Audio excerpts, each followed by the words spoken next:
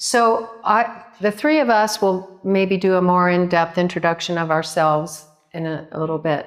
So just wanted to let you know, and Danielle's going to go through kind of the history of this boot camp and how it started. Because we are on camera in our studio, we are going to be a little bit more scripted than we would be otherwise, because this is going to be a resource in perpetuity. So hopefully it won't seem to be, too stiff, but we still want it to be interactive. But we might just be a little bit more, getting the readers out and looking at the stuff, because we want to make sure that we capture everything, because this is really just a jumping off point for so much that there is to learn.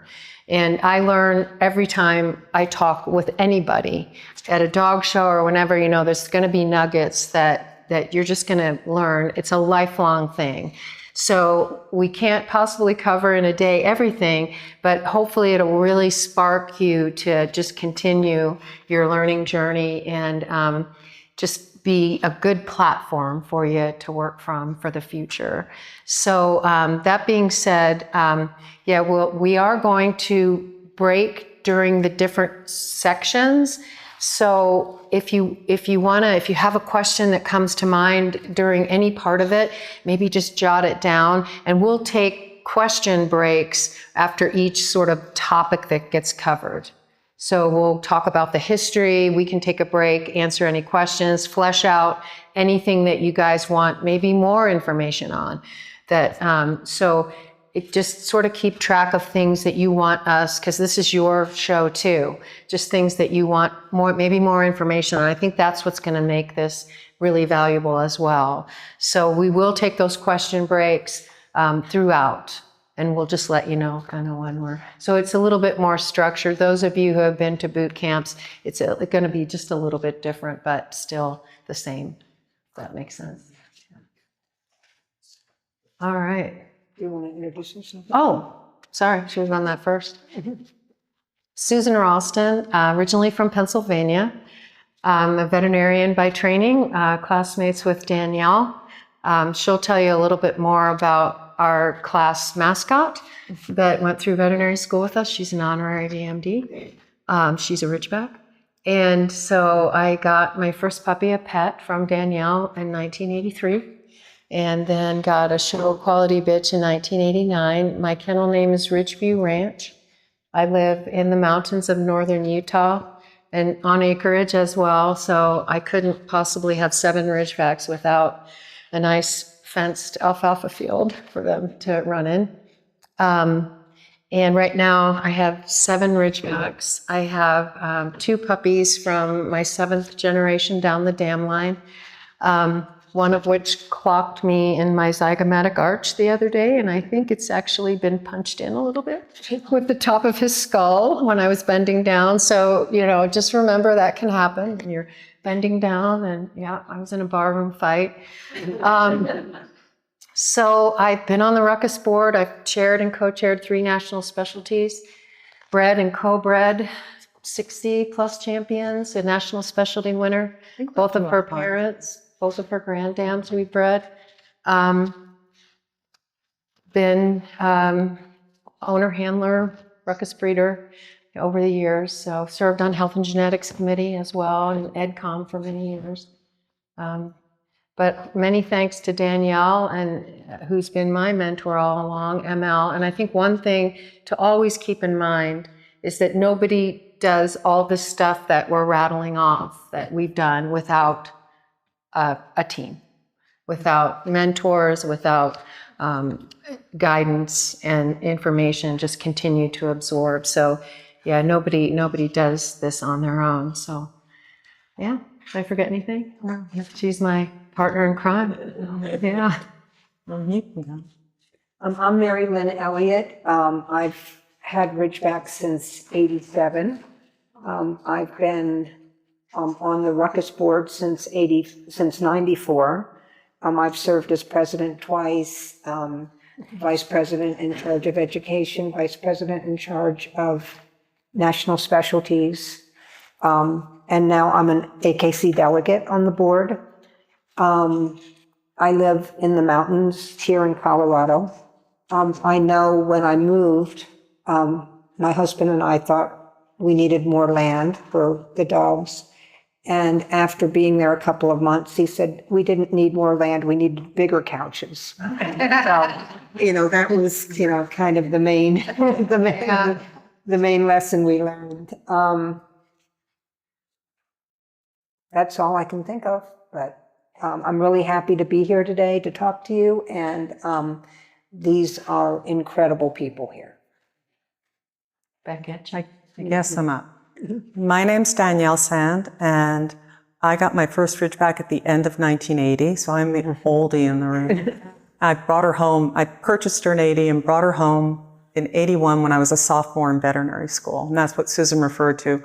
I took this dog. Dogs weren't allowed at Penn, but she came to class every day with me for 3 years.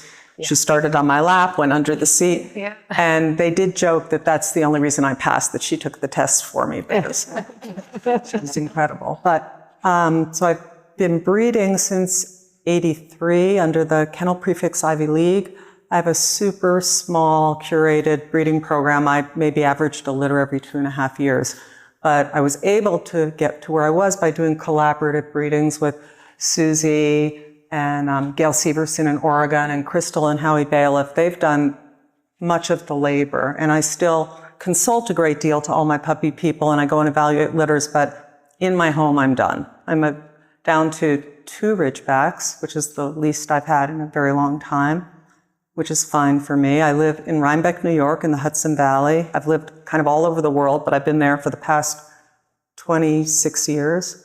I'm a veterinarian by trade. I spent 20 years as a fashion model. I took a break from being a vet in there. And We're still sort of vetting too. I've done it all. I wear many hats. But I love Rhodesian Ridgeback so much. I came to it, as many of you did. I bought a puppy, and I knew nothing about showing. And the breeder brought up a puppy, and I told her, this is great. She said, oh, this is a pet puppy. And I said, well, what's the difference?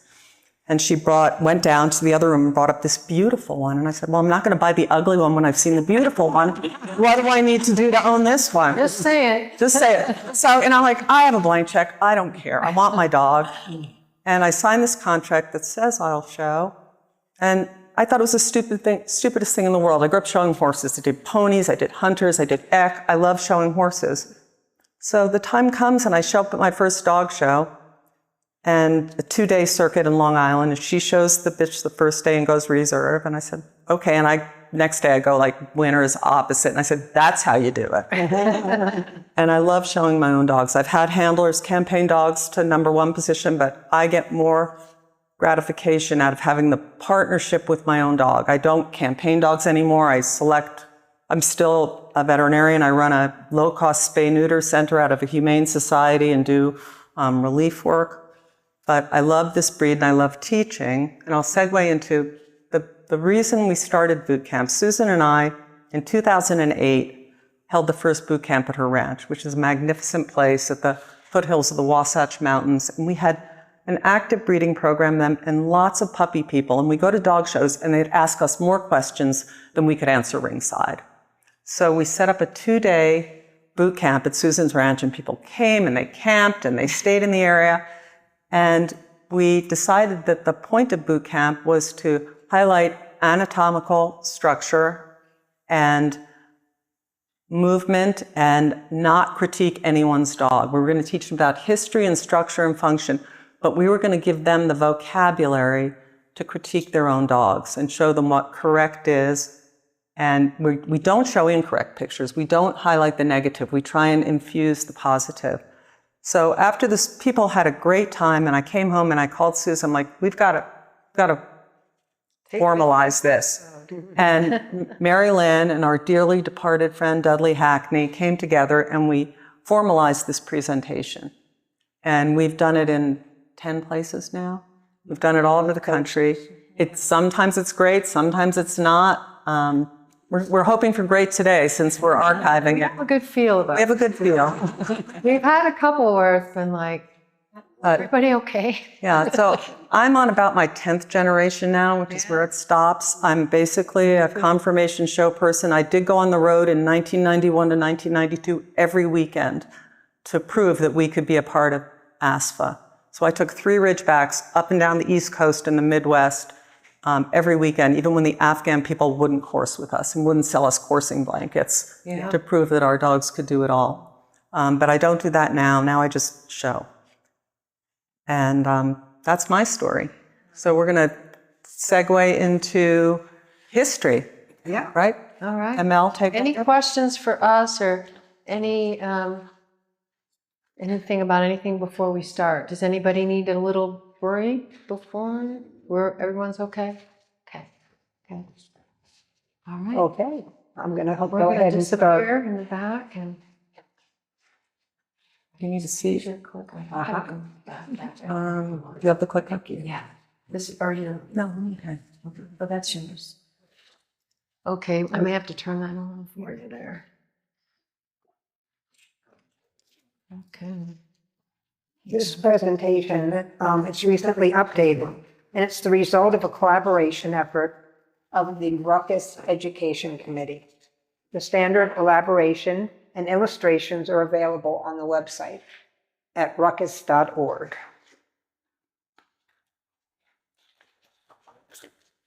The Ridgeback is a dog of formidable power, dedication, and courage. The lineage is relatively recent. Today's Ridgebacks descend from a variety of continental breeds brought to South Africa by settlers and crossed with native dogs of the Khoikhoi tribe. The historical perspective is interesting, and it helps in understanding the breed. Why was this breed developed? What were they looking for? And how did they get there? This is one of the few images we have of the early dog, which didn't resemble Ridgebacks today, but did contribute to the ridge, which is the hallmark of the breed, and it's genetically dominant. These are indigenous dogs, very intelligent and keenly aware of their surroundings, sometimes described as semi-feral. And you'll see the dog in the corner there, bottom right corner.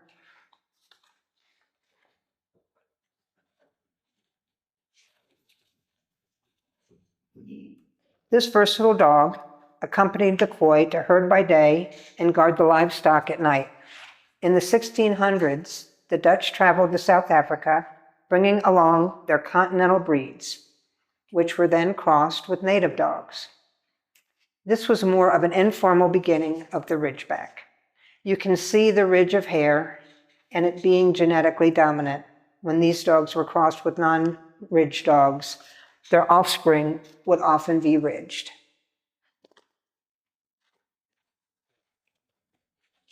It wasn't until the late 1800s when the Ridgebacks began to take shape in a more formidable fashion.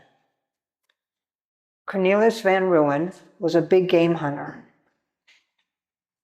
and he crossed 2 ridged, rough-coated greyhound bitches with his pack of lion dogs to begin creating the modern Ridgeback. These dogs were used to hunt, and people began to refer to his dogs as lion hunting dogs. You might be wondering, where did Van Rooyen acquire these 2 greyhound bitches? Well, Reverend Helm ran a Protestant mission in southern Rhodesia that catered to big game hunters traveling through the area. These 2 ridge bitches belonged to Reverend Helm.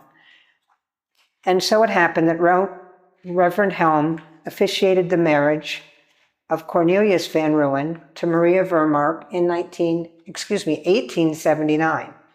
Van Rooyen saw Helm's pair of bitches and noted their guarding and other abilities, and decided to breed his own dogs to them to improve the hunting skills of his own dogs. Van Rooyen noticed these bitches were interbred with his pack. The ridge dogs were better hunters. Note the unmistakable sighthound influence in this lion dog. In the US, and by the AKC standards, we do not consider the Ridgeback a pure sighthound, meaning it isn't judged entirely on its speed, but it does have sighthound roots. The modern Ridgeback certainly does have a good amount of speed and agility and should be able to course game or course a white plastic bag.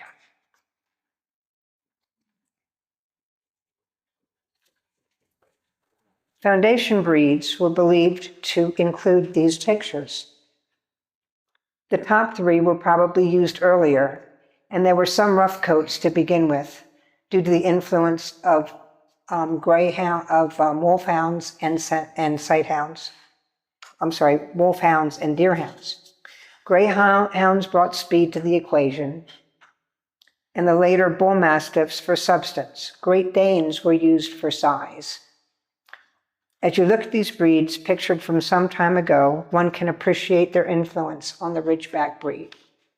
And if you look at these dogs and you look at a show ring, you'll see every type of dog here. You'll see some that look like this dog. The Dane is probably the most influential, but also this dog.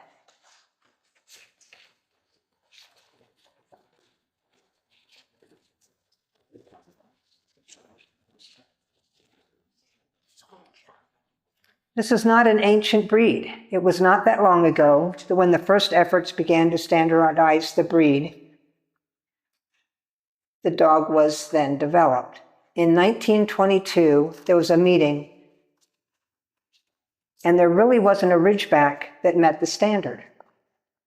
Lion dog owners brought their dogs to the meeting, and there was a wide range of dogs. By looking at their dogs, they created a blueprint of sorts by deciding what was pictured.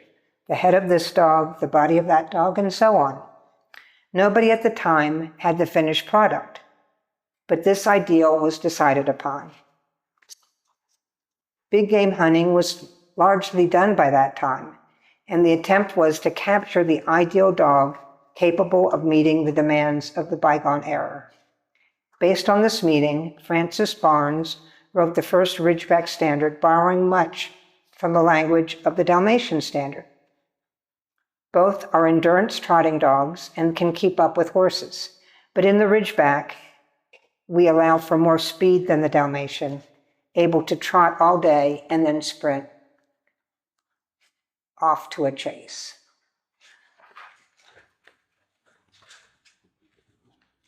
So when we talk about breeds, any breed of the AKC, we always say that their type is unique to them, that they can only look like one breed. And in Ridgebacks, that's really not true. They have this Dalmatian in them, and if you consider a Dalmatian, make it a little larger, take away the spots, make it the color of a Ridgeback, you'll come up with a Ridgeback. So that's the one issue that I think is not the same for Ridgebacks as it is for other dogs.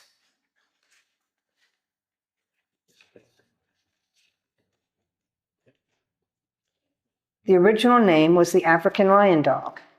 They were renamed to emphasize the ridge and distinguish this unusual feature.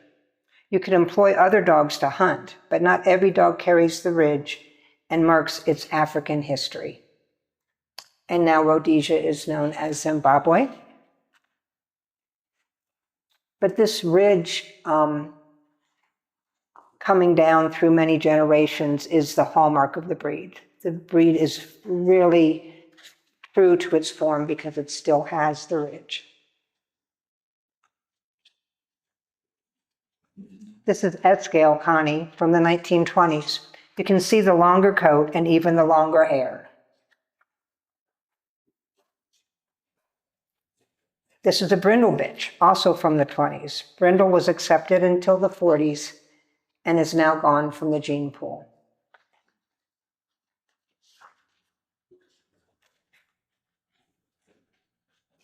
The first standard allowed for ridge variations, including multiple crowns, such as this fiddle ridge.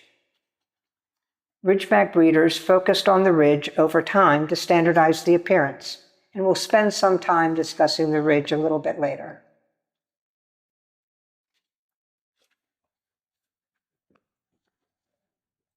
Earl Flynn was the first Ridgeback breeder in the United States. His dogs were acquired from the UK in the 30s, and the genetics no longer contain today's pedigrees. But I love these pictures. Bill O'Brien, a New England wool trader, was in South Africa and saw Ridgebacks, took a liking, and brought the next wave of Ridgebacks here in the 1950s. The breed was recognized by the AKC in 1955.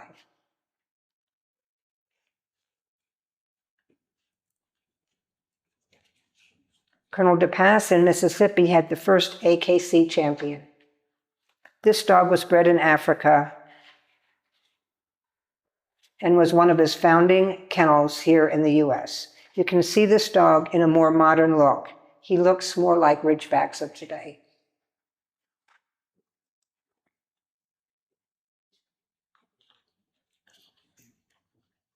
The Ridgeback was guardian of families, hunters, and game wardens throughout South Central Africa. People couldn't afford to have specialized dogs for every task, so this all-purpose versatile hound, companion, protector, and hunter. As a hunter, they track and trail large animals and hold them at bay. They are able to bay due to their ability in distracting, confusing, and frustrating whatever their large game is that they encounter. We will see these many qualities in a short video filmed by Scotty Stewart in 1996.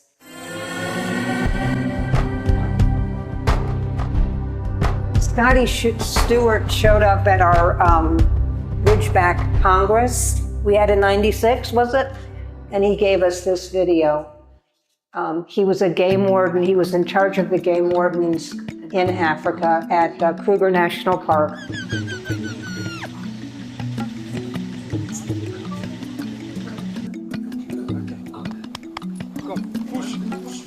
You can see how hot it is just by how they're panting and dragging along, but their tails are wagging, they're happy to be there. And you can see how they react to the people that they're supposed to protect, and they know what they have to do.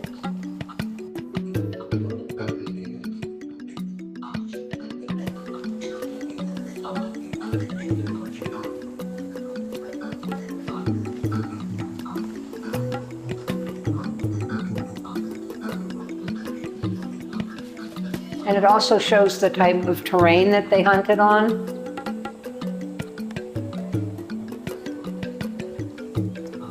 See the versatility, how much they use their noses as well as their sight.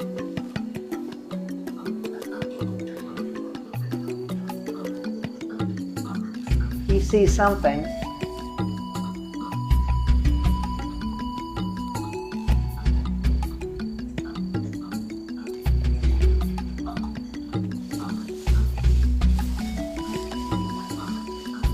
Off he goes. You see, they never go that far away from their ranger.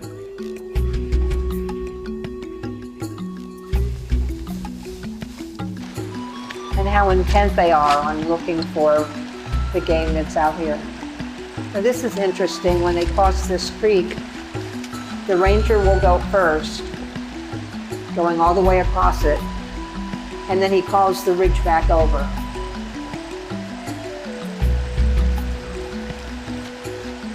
So that helps to make sure that everybody's safe when they cross.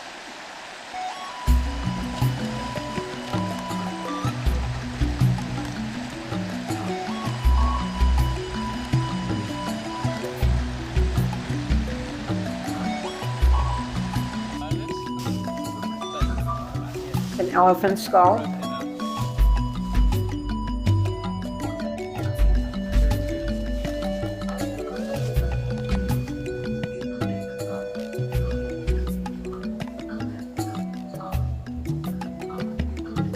You can see how he jumps up to see what's around him. Sees the baboons.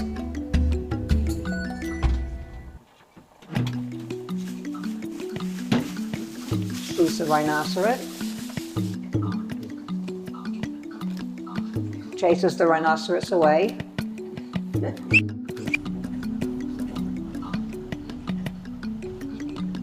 There's a lion eating a giraffe.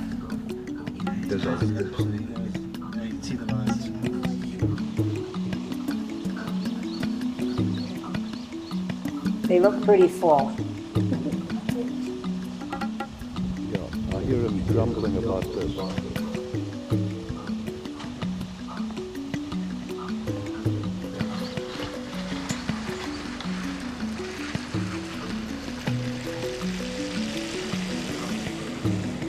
I love what they do with this sequence now.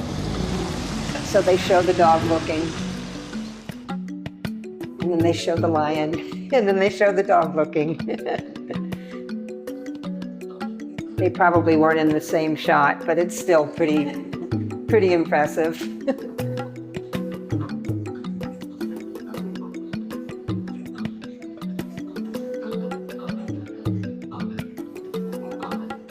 You can see what I mean about the eye. Now this is really interesting. You'll notice a little dog here and this elephant.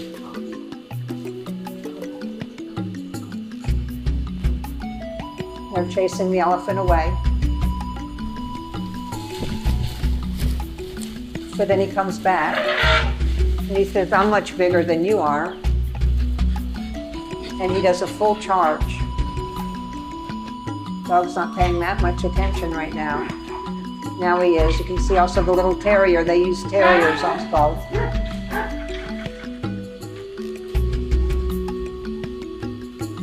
So the dog thinks, yep, we've made him go away, but he decides to charge the cameraman and watch the camera.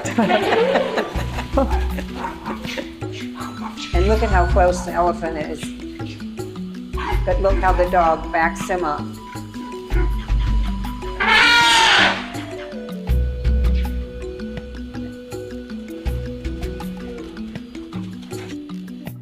Is more known about like the evolutionary purpose of the ridge? Oh, the purpose of the ridge? You know, the only purpose of the ridge is to prove that it descended from these dogs. So there's no reason that the ridge... It is said that the ridge dogs were the ones that survived the hunt, that they came back more frequently.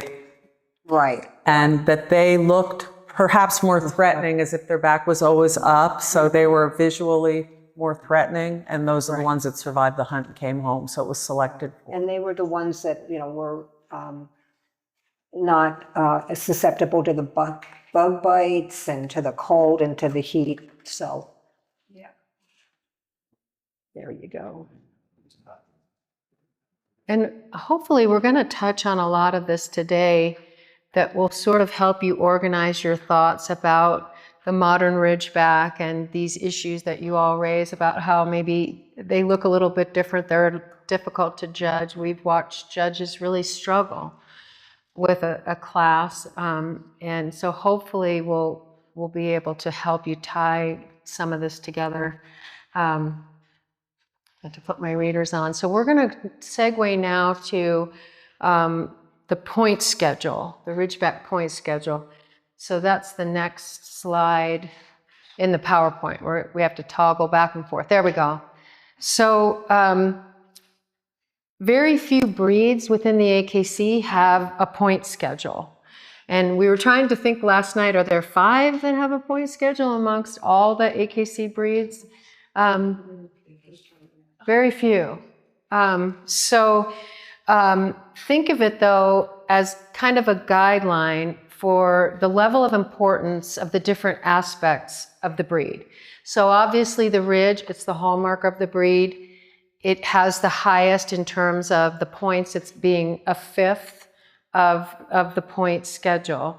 But we can't lose sight of the fact that there is a dog underneath that ridge, and that everything is also important. Maybe it doesn't, we have sort of a descending scale in terms of the points, but we're going to go through each of these per the standard and per the elaboration of the standard. So it has been expressed even here today that Ridgebacks can present a judging challenge.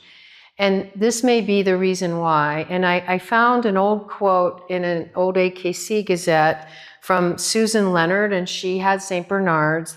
And she, for me, expressed and helped me to clarify in my mind type and style. So she describes type as, quote, the qualities common to a specific group that distinguish it as identifiable. So in other words, you look at a dog and you should think Ridgeback. Yeah, there's a lot of different breeds that went into it, but you should think Ridgeback. So she goes on to say, deviations from these qualities result in a loss of type. The mind and the eye kind of want to look for more of a cookie cutter and not what you described as maybe what is in the ring. So we're maybe looking for a more consistent style, and that may not necessarily be the Ridgeback. It can be confusing. So the best advice that we can give is to think about the attributes that are needed for function. We're going to spend a lot of time on that today. The standard describes that balance between power and elegance, but we have to add in the case of the Ridgeback, the need for strength, agility, and speed. Some dogs that you may see veer more toward power, some more toward elegance, some may be heavier, some may look more like a sight hound, all because of the background. But ultimately, the goal is to be in the middle, not in any one of those extremes. Any of these dogs could win in any ring today.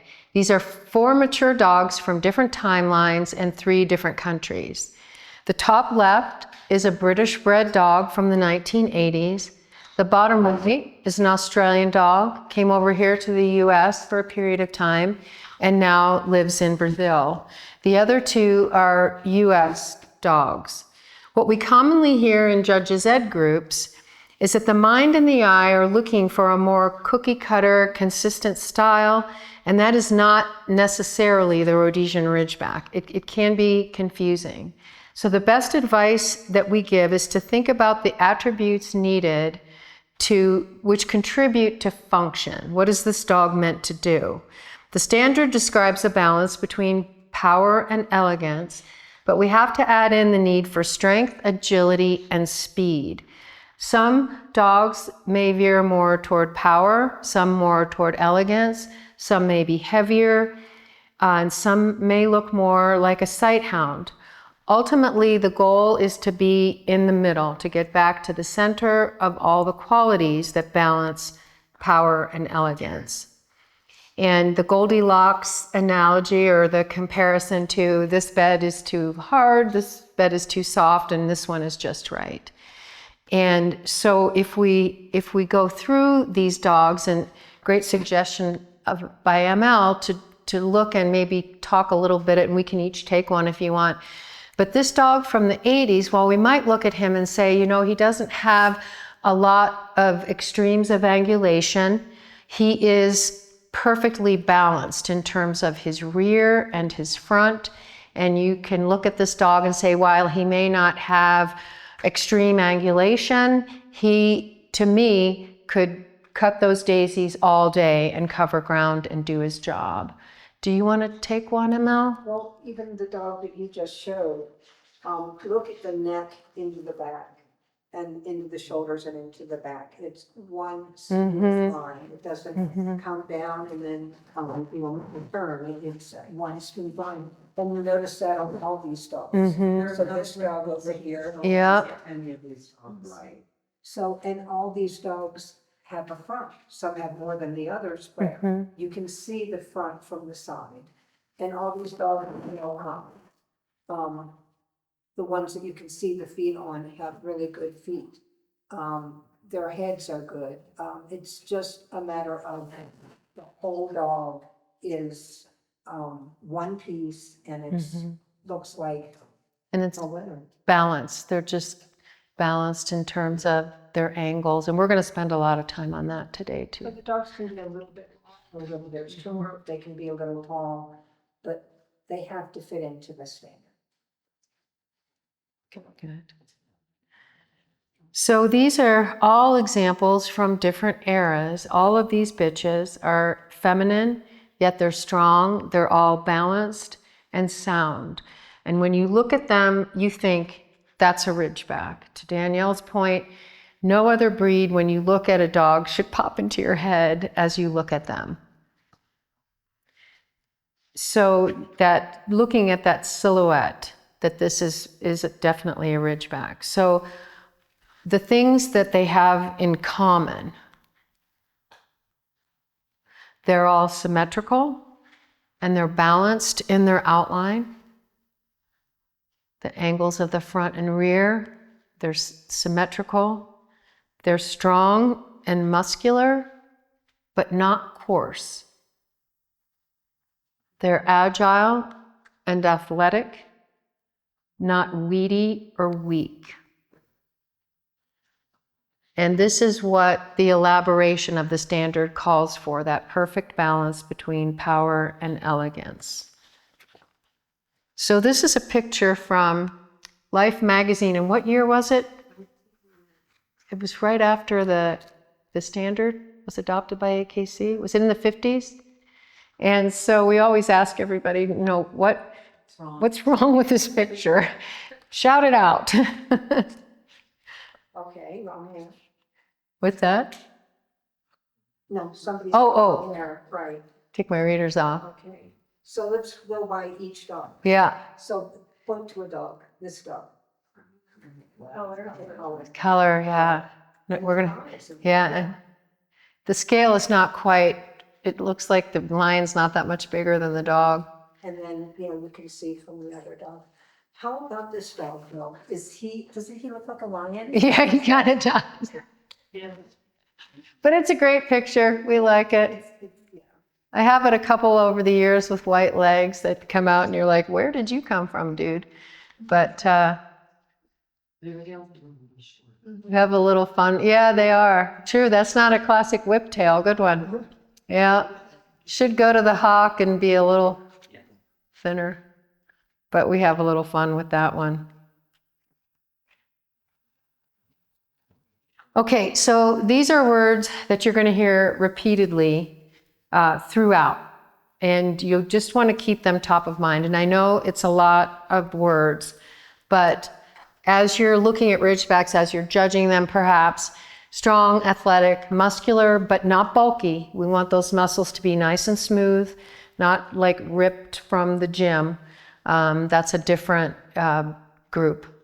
That would be the working group. And balanced, symmetrical, upstanding, meaning just how they carry themselves, how they hold themselves, handsome, powerful, and agile. So those are just some key words. So we're going down through the point schedule of the standard. So we're now at bone and substance. Remember that Ridgebacks, the legs, particularly the front legs, have bladed bone. Meaning when you look at that from the side, that forelimb, and we're going to do this afternoon, it is wider than when you're looking at that bone from the side. It is not round. Round bone is incorrect. Round bone would be seen more as, say, a freighting breed, not a Ridgeback. So this is called bladed bone. Balance and symmetry are very important. To Jen's point about size and weight, this is a guide, and certainly allowing for deviation, but in a dog that otherwise has the attributes that should be a Ridgeback.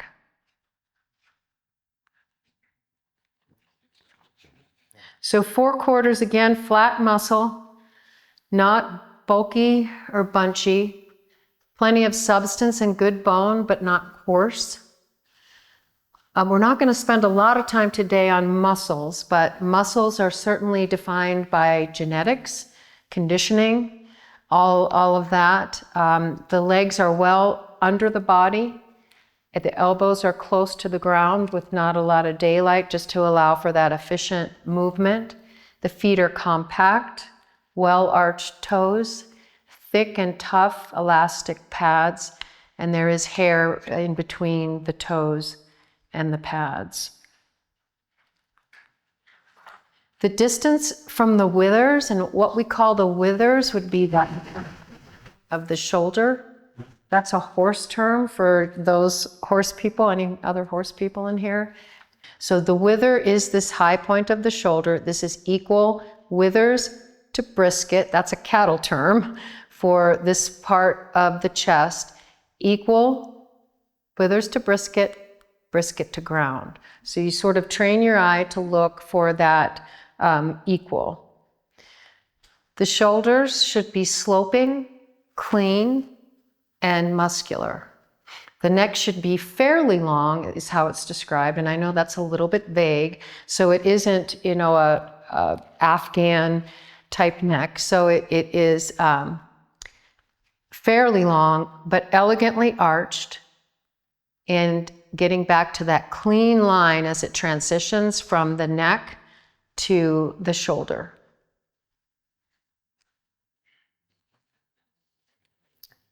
So the outline is slightly longer than tall. So this is not a square breed. And so you sometimes will see a dog that maybe you think is a little bit shorter of back, a little bit more square, but when you actually measure that dog, it will be slightly longer than tall. And the length coming from the rib cage and not the loin. So that we don't want this ratio to be closer to 50-50, where that rib cage is maybe cut off a little bit short and the loin is longer. Will we allow for a little bit of a longer loin in a female? Yes. But that being said, that this is carried in the rib cage and not the loin. The chest is deep and capacious to allow for heart and lung room. The ribs of a Ridgeback are moderately well sprung. They're never rounded or barrel, and they're not, another horse term, slab-sided or flat. So we want that well sprung, but not to the extreme of being a barrel, nor do we want to look at a dog that does not seem to have that rib spring and is a little bit more slab-sided or flat-sided. There's a gradual tuck up from the thorax, being the chest, to the loin. It is not as severe as a whippet would be, and we also don't want to see a situation where this is the sternum, where the sternum is perhaps a little bit shorter than it should be, and there's an extreme uptuck, which we call a herring gut. And so when you look at the outline and you look at that underline and say, what about that doesn't look like this? Sometimes we will see that. And at herring gut, I think because of the fish. So when the front is correctly placed, you can see the prosternum, the forechest, the fill, if you hear it described as that. It is visible from the side. And then the withers will always be that highest point of the top line. So top line is technically from the top of the skull to the base of the tail, and back line is from the base of the neck to the base of the tail. And so withers will be the highest point along the back. Yeah. Often incorrectly referred to the back as the top line when it's the back line. The top line includes the whole silhouette. Right. So the depth of chest needs to reach the elbow. So we don't want this to be shallow to where that chest would perhaps end here. We need to have that depth of chest as well as the fill. So when you hear those words depth, that's describing the fact that the chest should go to the elbow. Fill is describing the presence of fill or prosternum, where you don't have what's described as a cathedral front, where that's quite hollow in the front. Sometimes if that happens, then maybe it doesn't allow for normal movement and the elbows can be kind of tied in. Empty fronts are a watch out, something to keep an eye out for as you're looking at dogs and as you're judging. So these illustrations are from, what year? It was pre-internet probably. And so these would be taken from the illustrated standard that you have in your notebooks. The inner thighs are well muscled. We don't want the thigh to be weedy. The hock should be well let down. So what does that mean? That the hock, the distance from the ground to the point of the hock is low. It's a breed that having that hock low to the ground allows for that daisy cutting, no wasted movement. Other breeds need to have a higher hock because of what their function may be, but that's what well let down means. The hock is low to the ground. The tail should be like whip tail like this and should reach to the hock.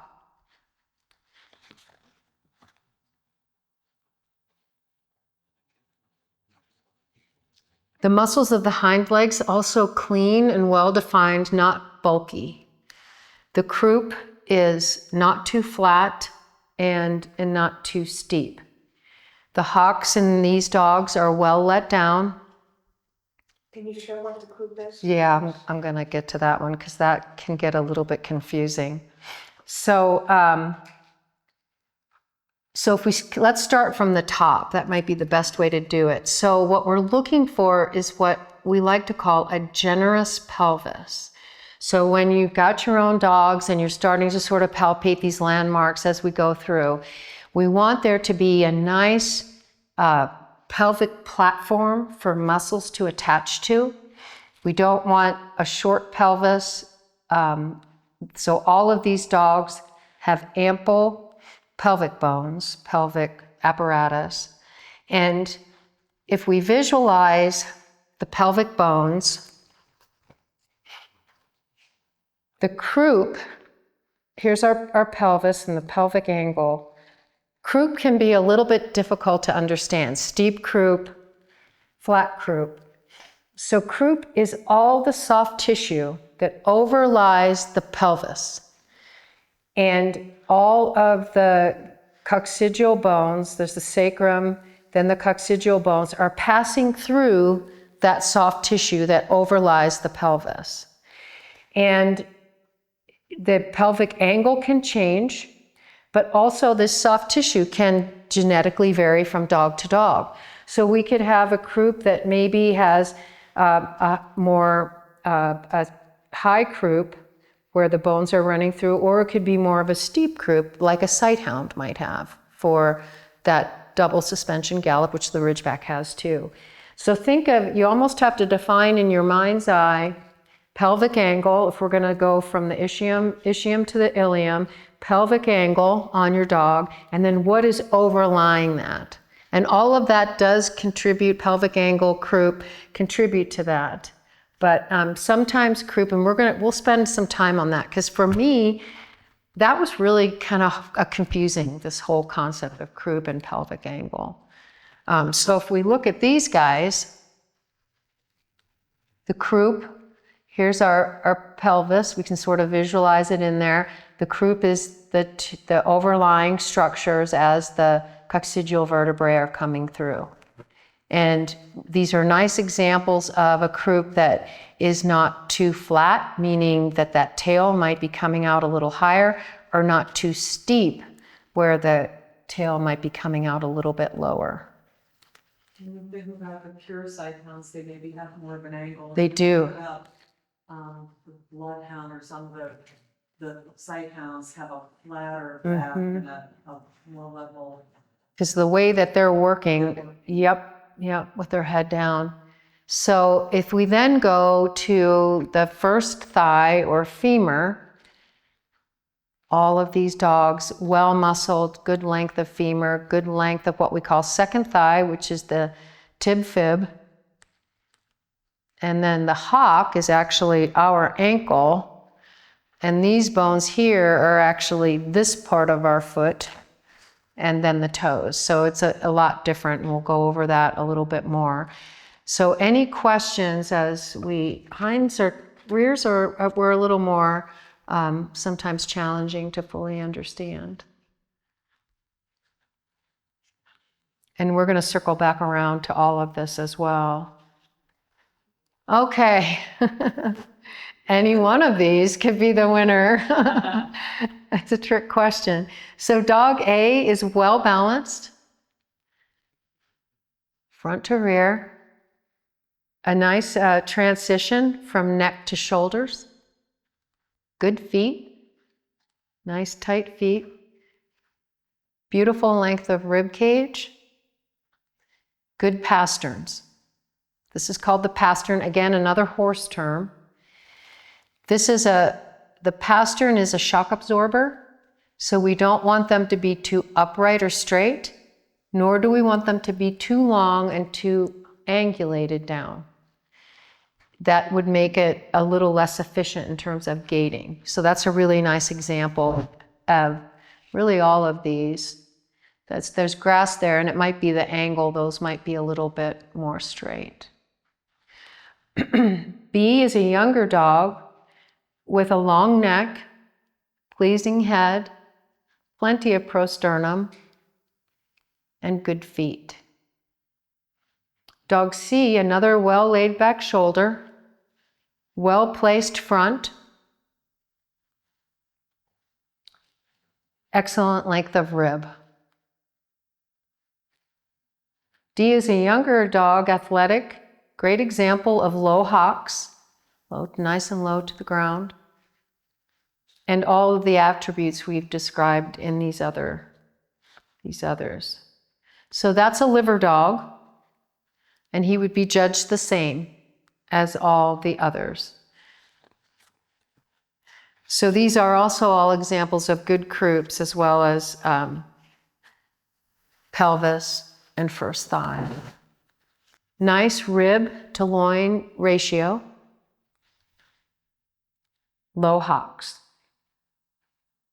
Bitch B is a great example of top line, that beautiful flowing one piece, that top line, and the length of second thigh. Not extreme. Length of second thigh is what gives us that bend of stifle. And she's a really great illustration of that. Bitch C is, when I look at her, I think of balance. She has a beautiful example of body, just a really perfect example. She is balanced front to rear, and you just look at a bitch like that and say she could trot all day and never get tired. She'll just go out and cut daisies. Bitch D is younger and still growing into herself, but also illustrative of all these points. We're going to start with the male head, but first I'm going to give you my little picture, because I have the privilege of being head presenters because I'm a head maniac. And my favorite topic. And I will reference some workhorsing people that came to me one day after my head obsession and said they don't run on their head. And this infuriates me, and I bring up the Little Red Riding Hood story. Better to see you with, better to hear you with, better to smell you with, better to eat you with. And a Ridgeback may not run on its head, but it survives on its head in the wild. So the head is incredibly important. And we're going to start with the male head. A lot of these are drawings. Some of the drawings we're going to skip over because they're going to be removed from the current presentation. We're going to use more photographs. But the thing to note in the male head is parallel planes. Very important. Flat and rather broad back skull, reasonably well-defined stop, deep, powerful muzzle, large open nostrils, no excess flew, and we want to see visible underjaw, which we can see on this one. You see the chin when you look at the dog first. That denotes a strong jaw. What do you mean by parallel planes? I mean that as I get my little mouse out, the skull from the occiput to the stop is parallel to the beginning of the nose. So these two planes are parallel. It's kind of brick on brick assembly. And this is the beautiful example of underjaw is seen from the front, denoting a powerful jaw. Here we see beautiful underjaw with the square brick-on-brick construction. This dog has a little bit of a widow's peak, which is equally acceptable. Clear face or black mask, equally acceptable. Note the large round eyes, the ears, medium to large ears that frame the face. These are all beautiful examples of head type. Upper planes, yeah. The stop, we talked about tight lips, depth of muzzle. When we talk about depth of muzzle, we talk about this. This is length of muzzle. This is depth of muzzle. Underjaw. Lower left has some black points, but is a clean face. This has a little bit of a widow peak, has a little bit of a larger ear, which is fine. We can go to the female head. Okay, again, we like to skip this. When we go to this one, it's just slightly more feminine and chiseled than the male head. Again, parallel planes, occiput to stop should equal stop to tip of nose, depth of muzzle, underjaw, ears that frame face. And we go to the next slide. Okay. Great underjaw. You can see the chin from the front. The eye could be darker in this dog, but it's acceptable. Lower left is a liver nose with corresponding eye color. The liver nose comes with an amber eye. The darker shades are preferable. On this dog is femininity personified. More chiseled than the male, but all the attributes we've described before. So when we talk about chiseled, we're mostly talking about the arch under the eye and the space under the eye as being not as full in the female head as the male head, the zygomatic arch. But these are all great examples of a female head. When I look at a head, I want the ear, when I pull the ear over, I want it, the end of the ear to at least come to the median of the skull when I flip it. But it can be larger. Okay. Nose color is black or brown. Sometimes brown is referred to as liver. Neither is preferred. You may have a preference, but the standard prefers neither. So they're judged equally. Head is chiseled, not cheeky, under eye. That's what we talked about, the zygomatic arch.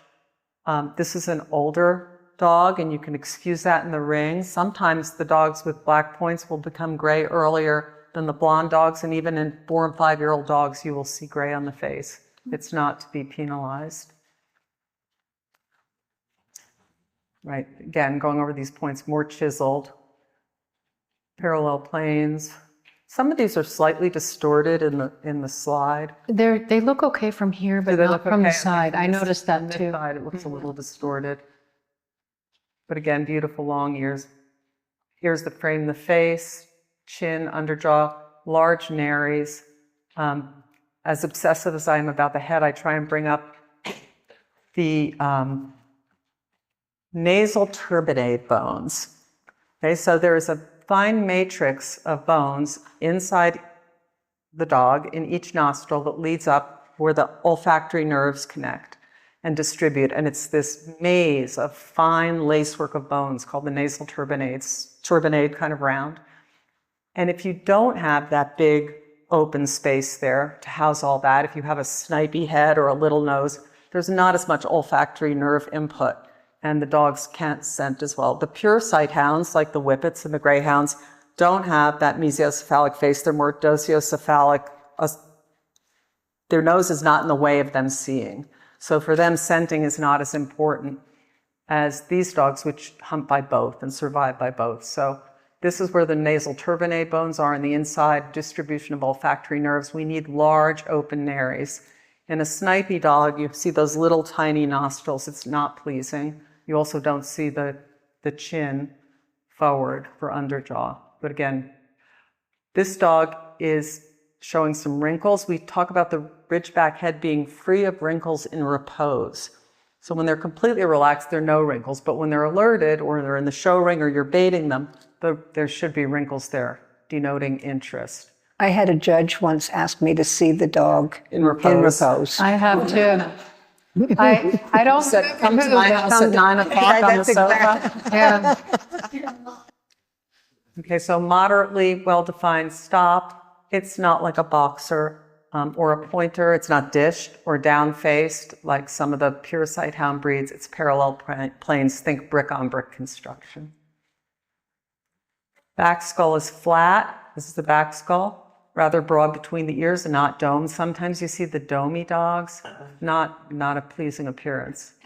Ears framing the face, large round eyes. Again, big nares under jaw present in this dog. Pleasing picture. Two good examples of two different dogs, one with more black points than the other, but planes and the top of the head are parallel. And as we said, in some breeds, like the Borzoi, they are not parallel. The Bull Terrier, they are not. They're the opposite. In pointers and in boxers, they're a little bit dishy, but these should be parallel planes. The length of the muzzle most nearly equals that of the skull, and we talked about that before. From occiput to stop should equal stop to tip of the nose. Long, deep, and powerful, and squared off, avoiding a wedge or snipey profile. And you all know what I'm talking about. You put the nose in a pencil sharpener and churn it down, and you get this fine little point. That's not a Ridgeback. It needs jaw power for holding down its prey, being protective, hunting medium to large game. It needs that. So it's a powerful head. There you go. Chin. I can't drill this in enough. Chin visible from front. Nostrils large and open. Big round eyes. And as a breeder, not as judges, but as breeders, when you flip up those ears, you want giant ear canals.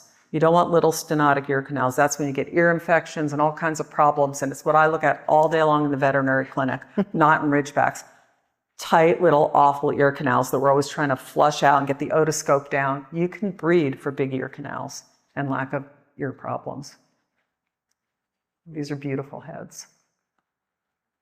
Lips closely fitting the jaw. We don't want that. In the Kruger Park video, unfortunately, besides boogers in the eyes, the dogs had big long flews and lots of goobers flying. We want really tight lips. Fitting the jaw. Okay. Eyes are round and open, not sunken, and moderately well set apart. And this is a beautiful picture of big, dark, round eye and big, dark, round nose. Eyes are well set apart. You know, some dogs you see have more of an almond eye. There are pig eyes. There are eyes that are too set. We'll go over all the eye terminology, but this is sear this in your head, beautiful, big, dark, round eye and large, dark nose. Darker the better in a black-nosed dog. The more amber color in the liver-nosed dog, the darker is preferred for pigment. Yeah, gives the breed its intelligent expression. So this dog is communicating with you when it looks at you through these eyes. And the chin again. Harmonize with the color of the dog. Now, when we talk about the color of the dog, the skin pigment, we're talking about the color of the eye rims and the lips, correct? And the nose. That's the skin color of the dog. So skin pigment, not coat color. So the eyes don't harmonize with the coat color. You can have a light wheaten dog with really dark eye rims and beautiful dark eyes. It doesn't harmonize with his coat color. It harmonizes with the pigment of the skin.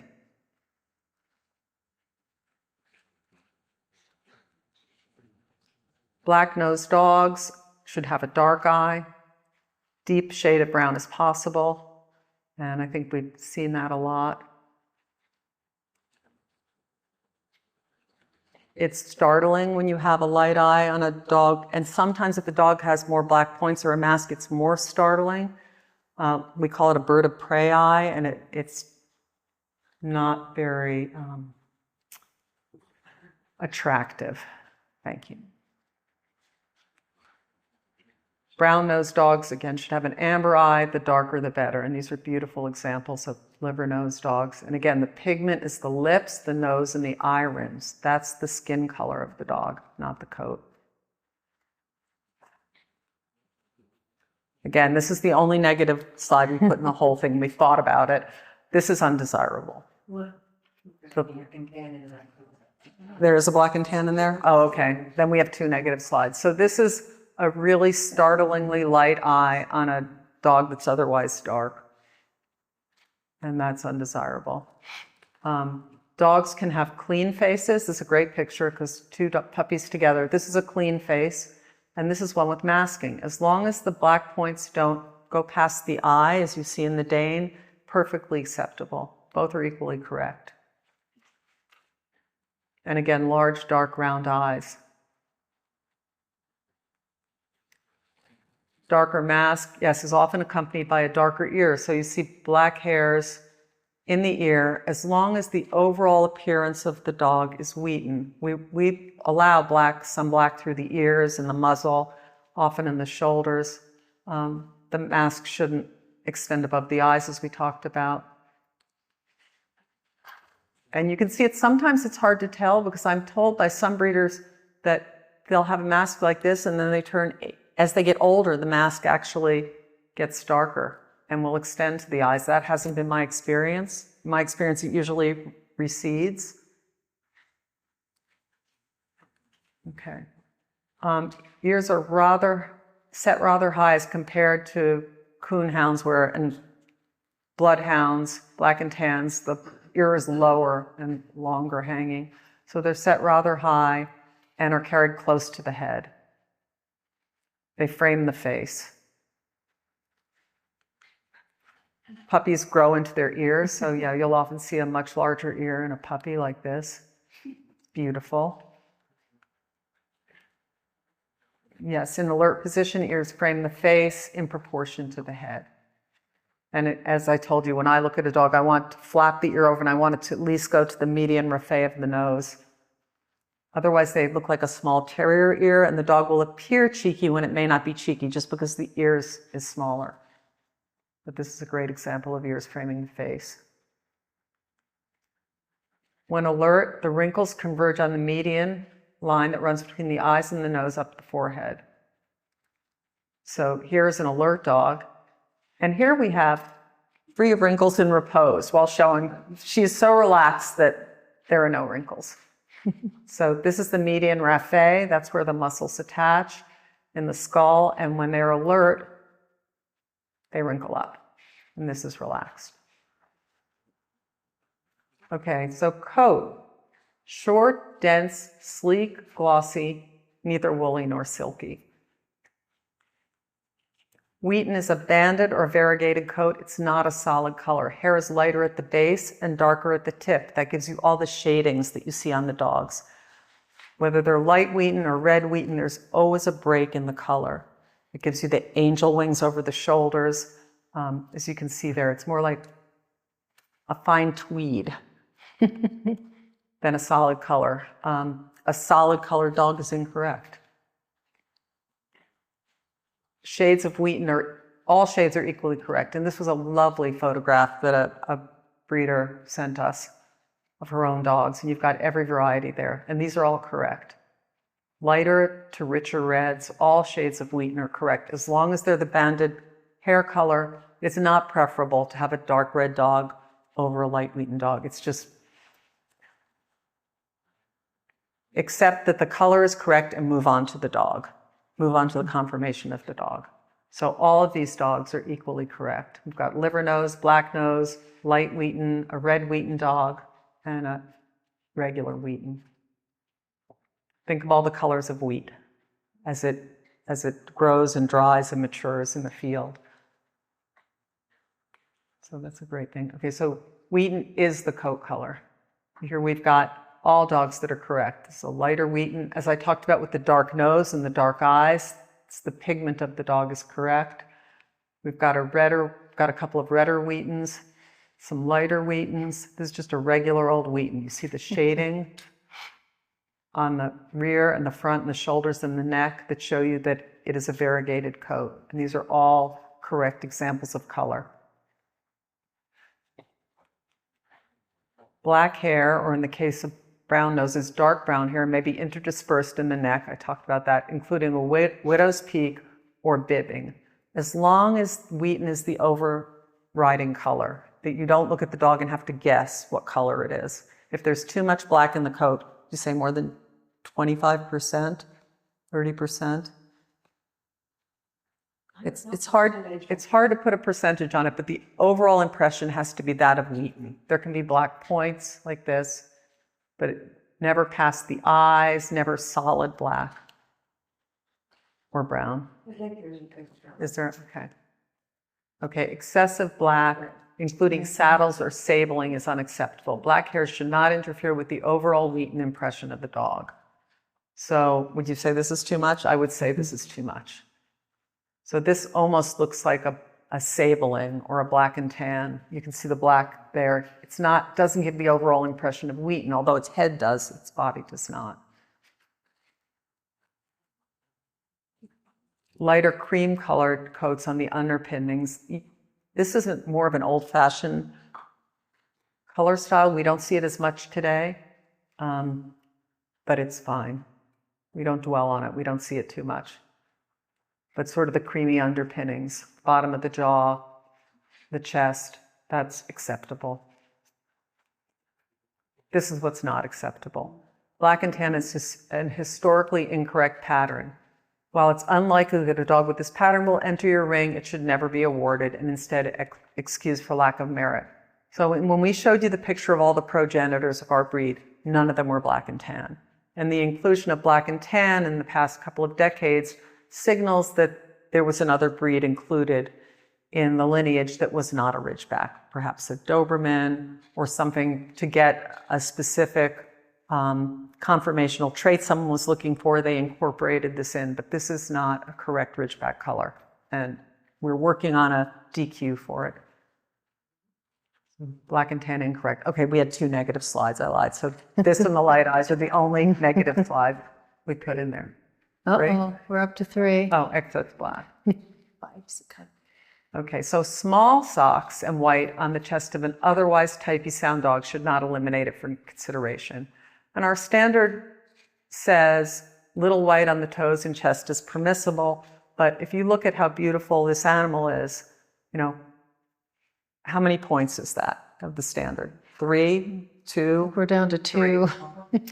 Yeah. And each breeder sets their own criterion for what they can accept and what not accept. In my breeding, my whelping box, it was if it exceeded the carpal pad or the dew claw, it was too much for me. And I have actually made a mistake and thrown some really good dogs out of the breeding program because it was a little bit too much white.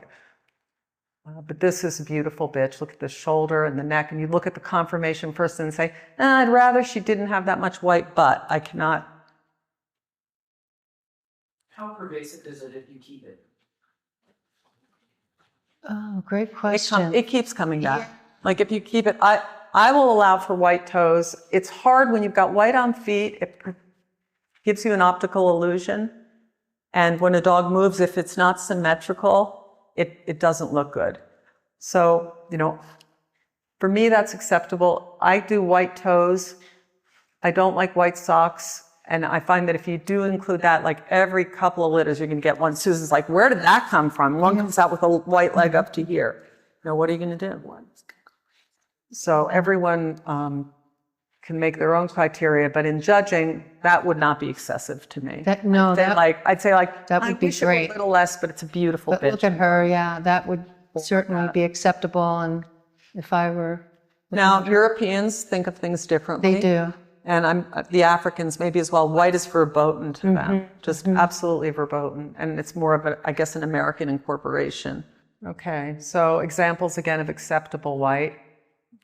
And these all, you know, for me, it'd be like, it's going up the pastern. The feet, see it bleeds up a little in the pastern, but these are all such lovely animals. This is an a brace that I would not excuse them. I would not hold that in fault in any manner. this amount of white. Okay, so gait. Are you going to do gait or am I doing gait? You do gate. Okay. Get to my slide.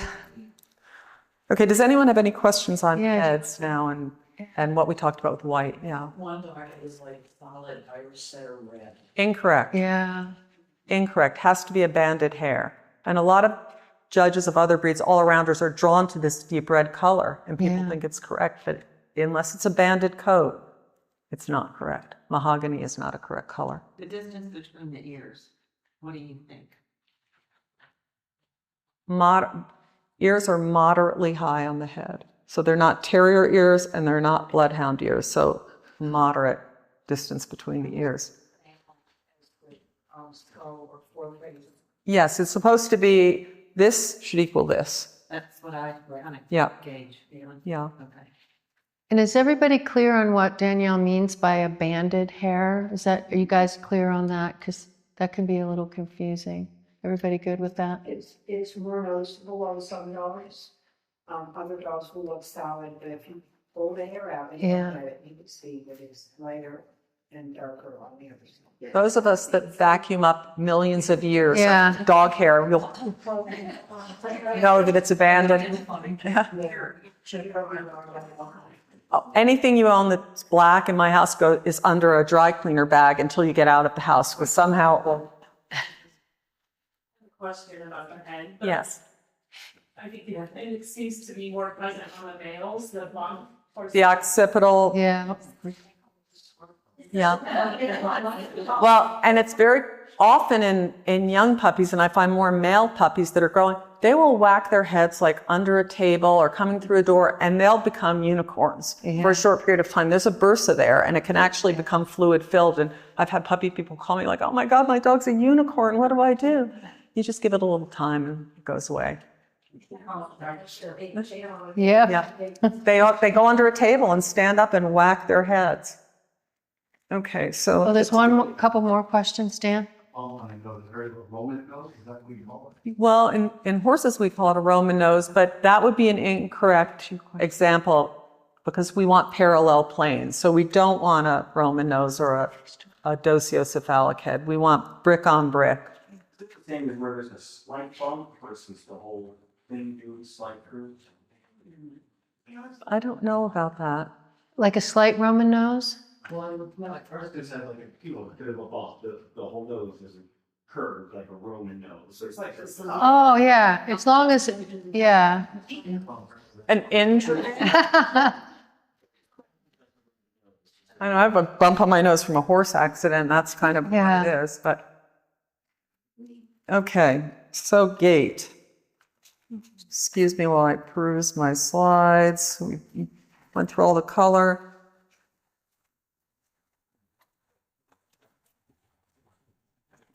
Small socks, okay.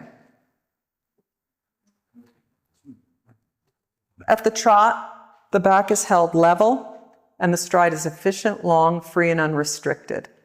At the chase, the Rhodesian Ridgeback demonstrates a great coursing ability and endurance. Think of it as daisy cutting, grazing the daisies at the trot without any wasted movement, able to cover ground in this manner for long periods of time. So sometimes you see movement people think is flashy with the lifting and the kicking. And you don't want that. You want as little energy as possible expended in wasted areas. So when they're going away from you, you want to just see the under pad, the pad of their back foot. You don't want to see ground under the feet. It should be level, efficient strides. The toe should come to the point of the nose when it's in full extension. Full extension. The front leg reaches to the nose with no bend or break at the knee or elbow. The trot should be effortless and flowing, covering the maximum amount of ground with the least amount of effort. Head elevated slightly higher than the back line.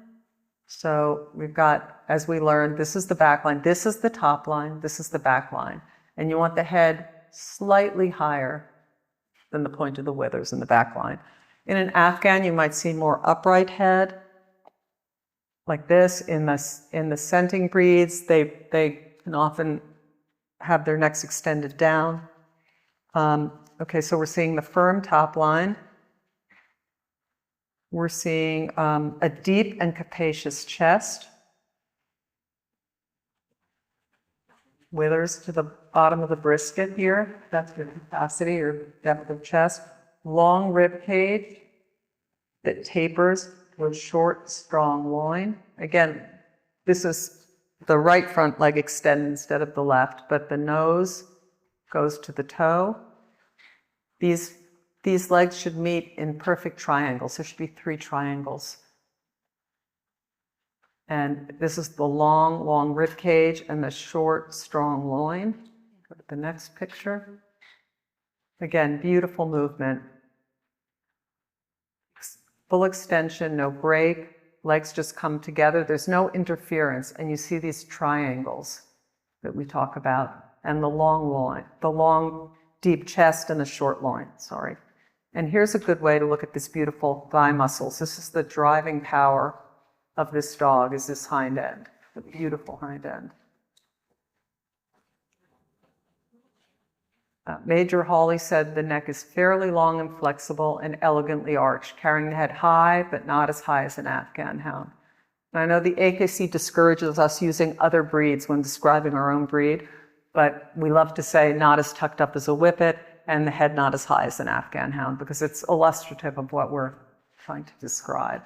So again, beautiful triangles, no wasted motion. You can see the back pad at the feet. It's hard to look at in nationals. We often have this patterned carpet that dizzies you when you look at the movement. Dizzying carpeting. But again, head above back line, beautiful picture of movement.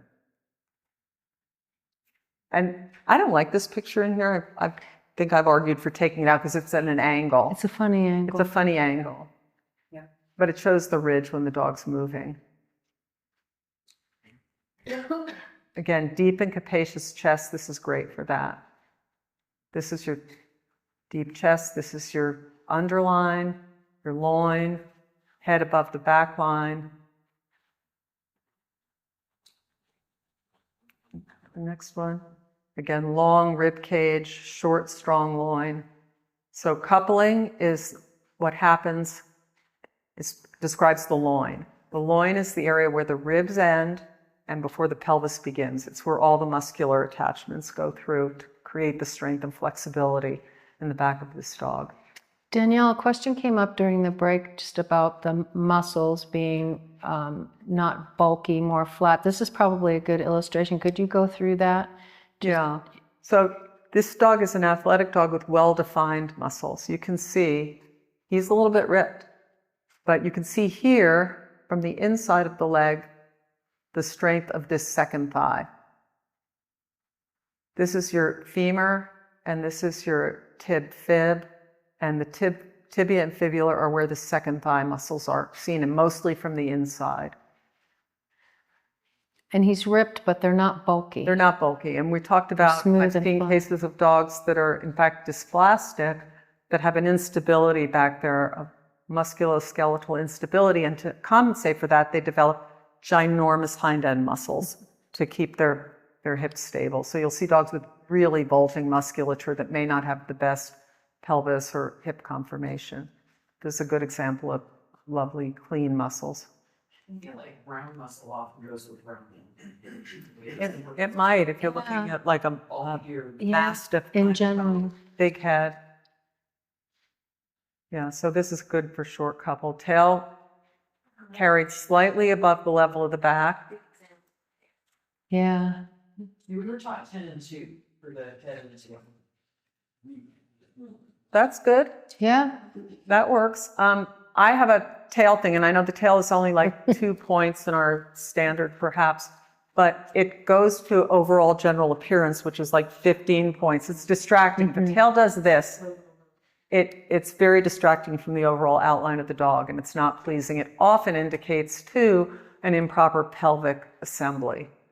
But this is a great example, like slightly above the back line up, but not yay or curled. It's a very smooth finish.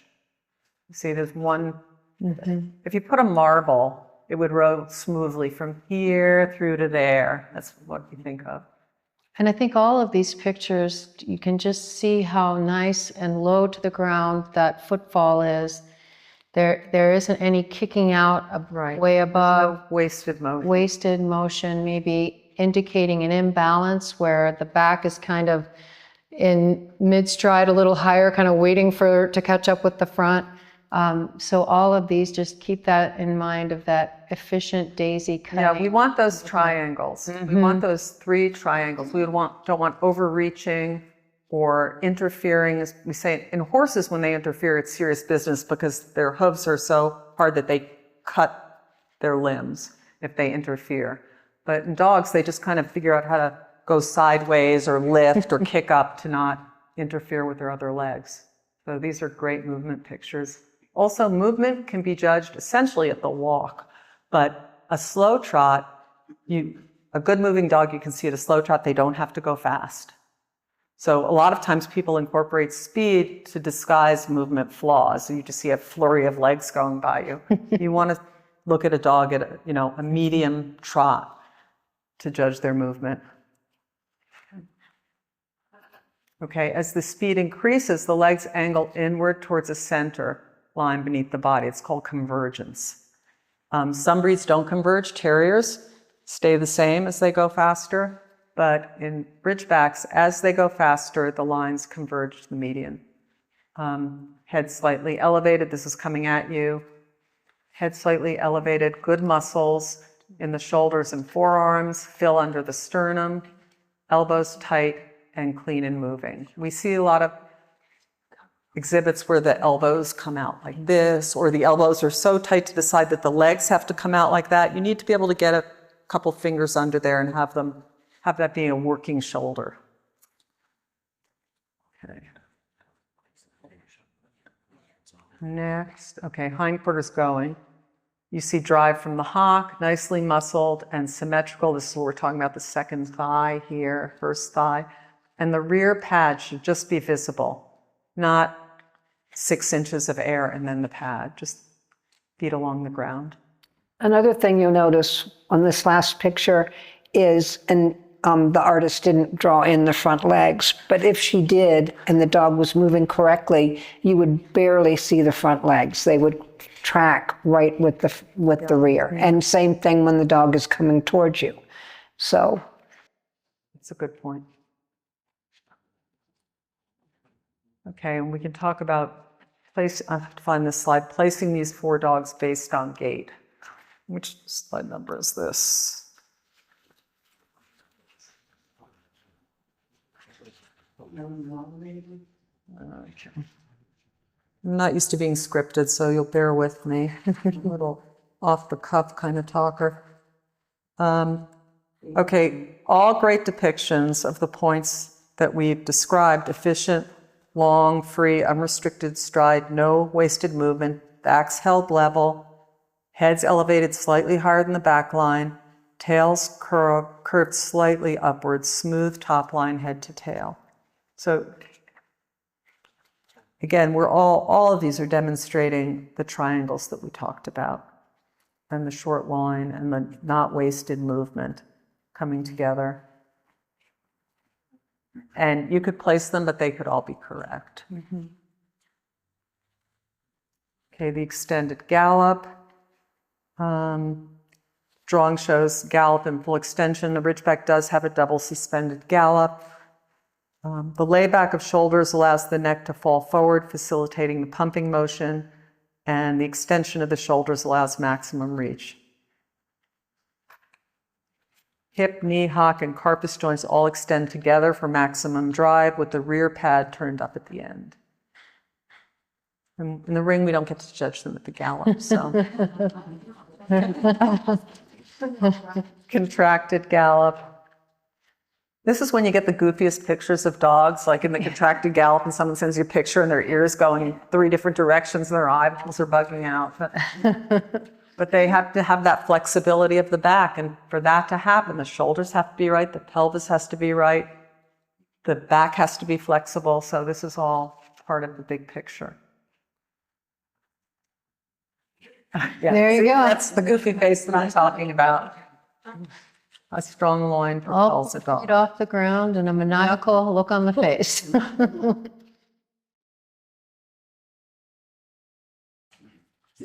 I'll do this. Yeah, I'll do the ridge.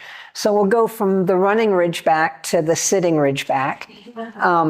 The ridge is the hallmark of the breed, and it's the only disqualification. Thank you.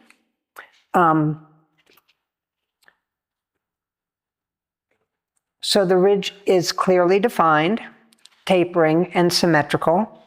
It should start right behind the shoulders. Here, let me get pointer. Yeah, your pointer. It should. Okay. The clicker has the pointer in the middle, ML, if you don't want to carry both Oh, of does it? them. Okay. Aha. So yeah, the ridge starts right behind the shoulder blades. Or it should. It should start right. It should go. It should be symmetrical, and it should end right between the should end right between the hip bones. It's symmetrical. It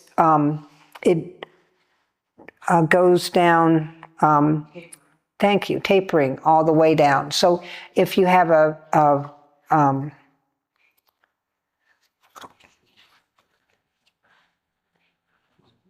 The width is immaterial, by the way. the width is in, yeah, The width of the ridge is immaterial as long as should- it's bigger at the top than it is at the bottom. right. So it should go down. The width doesn't matter, but it should still be symmetrical, and it should go down in a tapering manner like a knife. This box or fan here can be any shape. And you can see it's kind of square on this side. It's kind of rounded on this side. It should have whorls directly across from each other. And you can see this one is more defined than this one, but this has whorls right across from each other. This one has whorls right across from each other. The dog on the left may have a slightly longer coat and the ridge is more prominent if the coat is a little bit longer than in the super Definitely. sleek dog. Yeah. This is where the hairs part and go left or right. And you should see, you shouldn't interpret this as a third crown. So, They all have a part somewhere. yeah, they all have a part. I had somebody once say, the whorls on this dog went around the wrong way. And I don't know what they were talking about.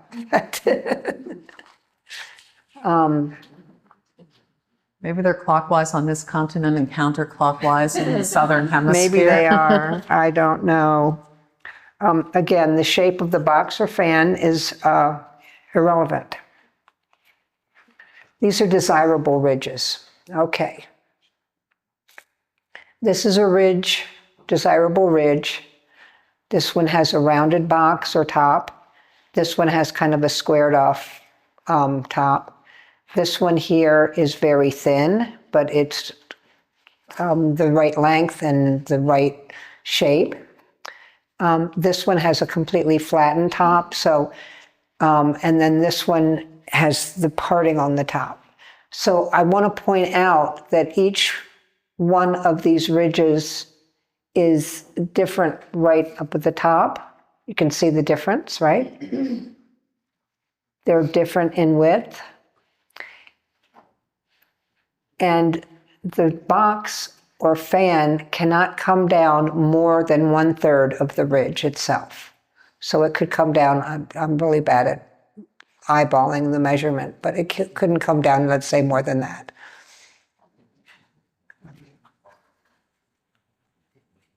These are acceptable ridges. So this one has not a symmetrical box. It's a little bit off.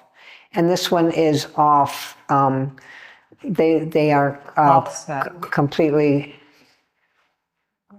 yeah, it's offset. Slightly offset, Yes. which is acceptable. But it's acceptable, and both of these ridges are acceptable, and you'll probably see some of them. I would say maybe 1/2 inch of difference. Would you agree? Yeah. Maybe about 1/2 inch I would still keep as a show dog. This ridge is undesirable. It's way too short. So here's the hip bones right here, and it's half as Mini long ridge. as it should be. Yep, it's just a little bit bent. It needs to go well past where the rib cage ends Yeah, on there. yep. And the serious faults are one ridge or three ridge, or one crown or three crowns. So this is one crown here.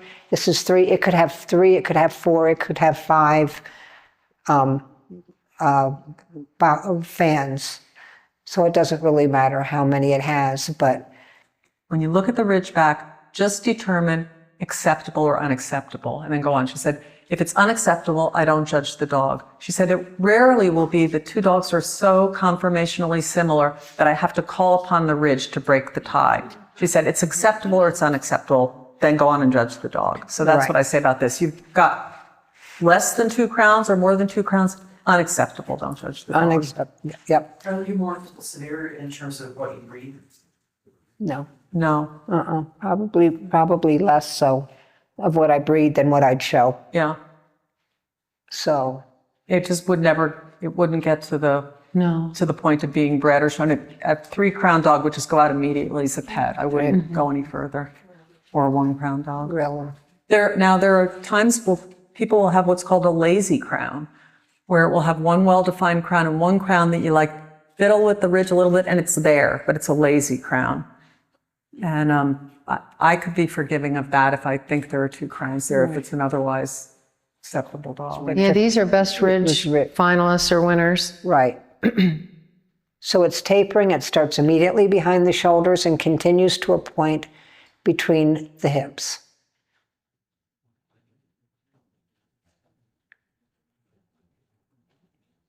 The ridge contains 2 identical crowns or whorls directly opposite each other.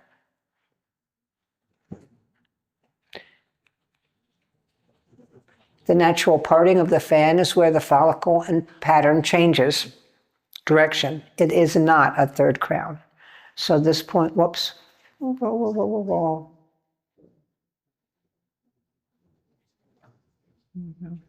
So this point here, not a crown. This is a crown. And you get the really short-haired dogs, really slick looking. That's kind of hard to see the ridge. So you have to, really take your time and look at it. Longer coats will have more prominent whorls than the slicker coated dogs. And the prominence of the whirling is irrelevant.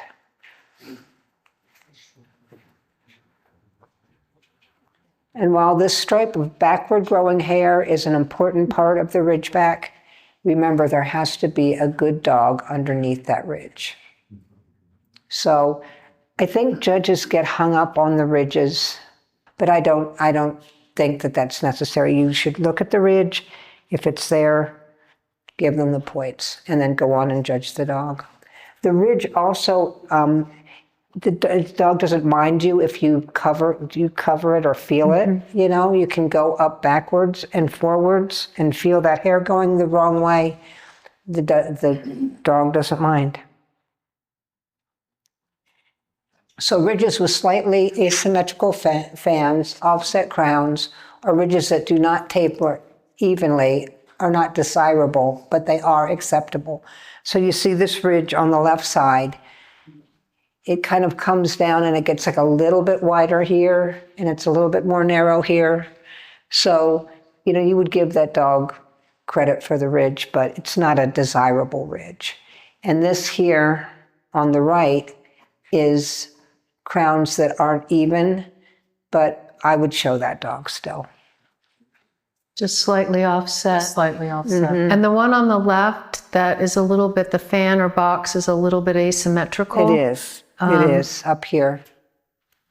Yeah. This right here. See, Yeah. it's not the same. So,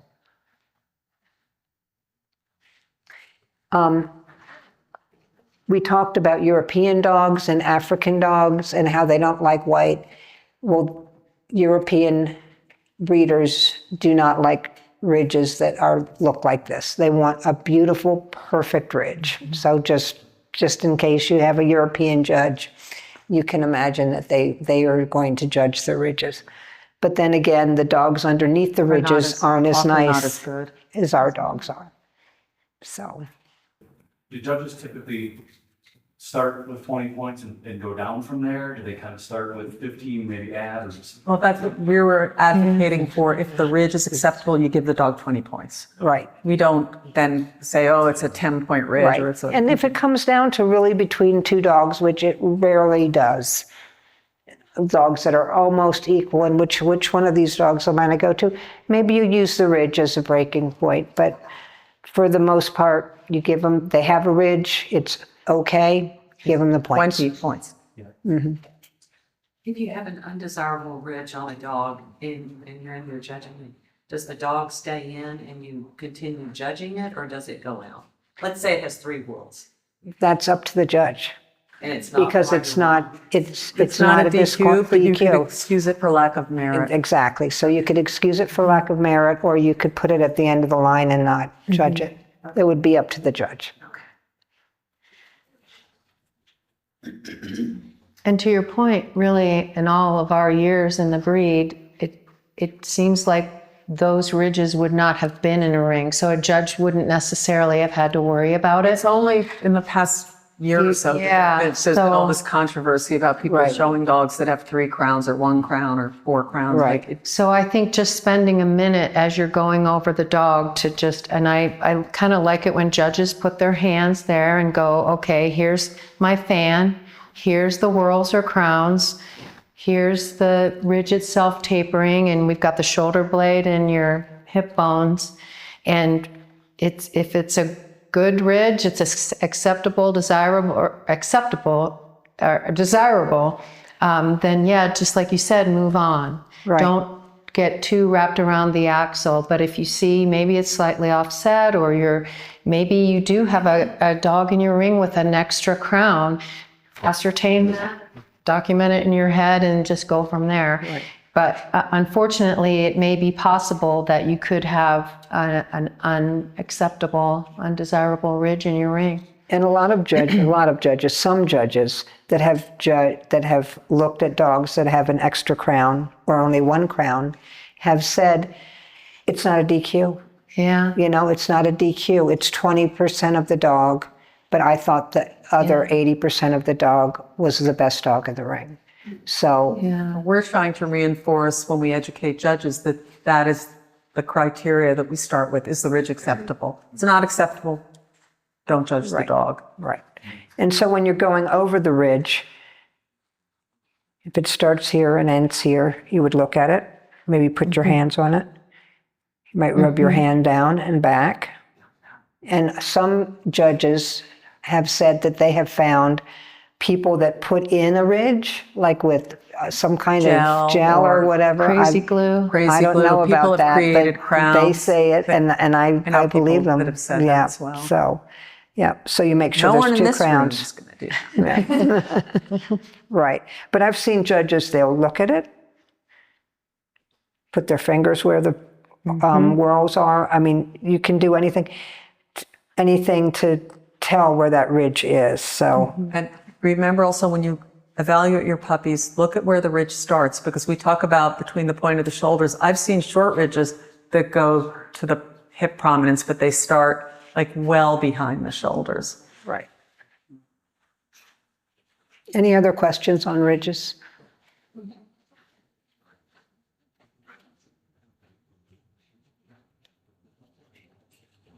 Temperament. Dignified and even-tempered, but reserved with strangers.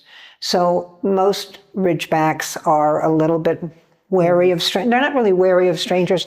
They don't really care if you're a stranger. They're not going to run up to you and, after their puppy stage, they just don't care whether you're, here or there. Some don't, and, I always say there are exceptions, but most of them do.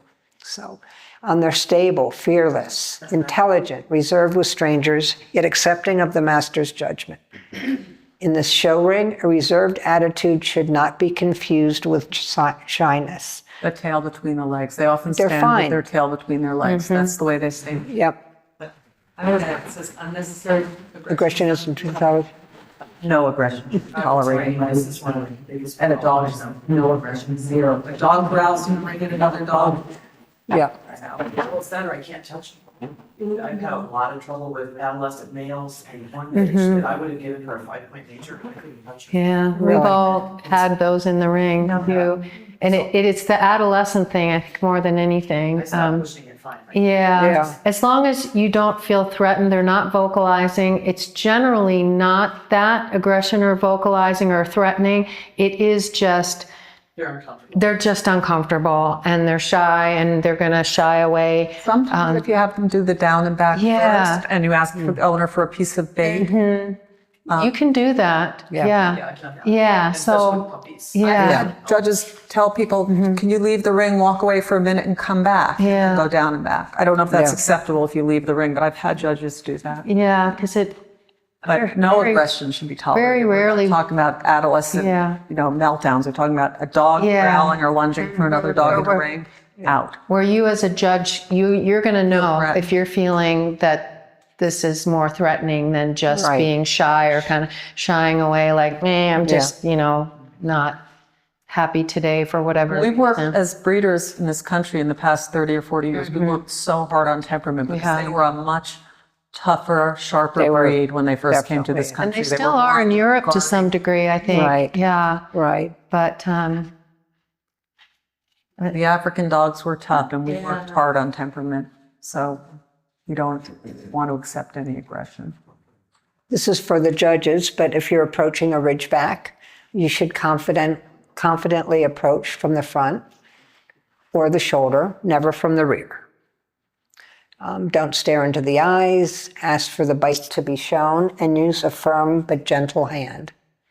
I learned from a Saluki breeder that what they ask people to do, and I always ask them now, is for judges, when we educate judges, is to go over the dog first, have the dog scent on your hands, and then ask to be shown the bite or come to the mouth, because you've already got the dog scent on you and they're more accepting of you. Our dogs will often break their stack when you ask to look at their teeth, if that's what you go up to first, and then you'll have to reset the dog. Yeah. So just save yourself More time and more save it for judges are last. starting to do it Yeah. last. and they don't like a really hesitant kind of soft touch. Just put your hands on, keep your hands on. They really prefer. They don't like Yeah. the jerky thing. Yeah. It makes them Or uncomfortable. just a light touch that, so, And no hovering. yeah, no hovering. Judges that hover over the dogs. That's a good, and that's a good point, right? Because What was that? you can see it all. So, Yeah. I mean, Essentially, you don't, other than feeling this, you don't really need to put your hands on a Ridgeback. It's a dog that you can judge by. There's Yeah. nothing hidden. What you see is what you get. maybe you want to feel, the muscle in the rear, but, for the most part, you're just going over it, showing that you're going over every part, but yeah, you can see everything. Good point. So, overall impression: strong, athletic, muscular, balanced, symmetrical, upstanding, handsome, powerful, and agile.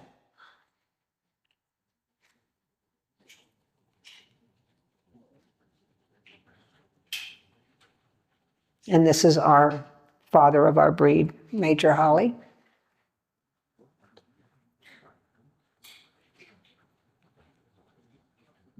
There's a bunch of puppies lure coursing. Goofy. Yeah. I know, it's how can they do that?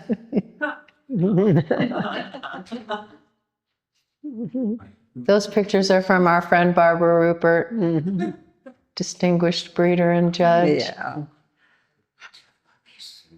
I like this one. They don't like water. If you have a Ridgeback that likes water, you have 1 in 100. Yeah. Yeah. That's Diane Jacobson's Jacobson's. grandson when he was a little boy on her ranch in Sebastopol, California. For those of you who know DJ. Yep. Yep, there you go. So any questions? Yes.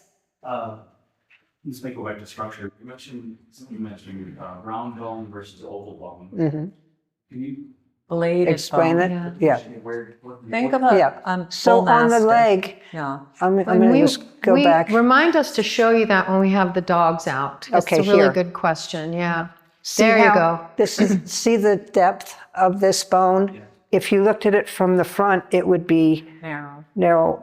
And if you're going over an adult dog, and you have the dog and you're going over it, when I go over the front leg, right at this point, I just cup my fingers around, and I shouldn't be able to bring my fingers all the way around the bone. So that just shows you that you have enough bone, but you should also feel that it's bladed, it's not round. It's mostly in the context of the leg, but the I'm sorry? Yes, the front leg. We're talking about mostly the front leg, Yeah. but also the hind leg. just one follow-up. You mentioned, use the word angulation. How are you using that word?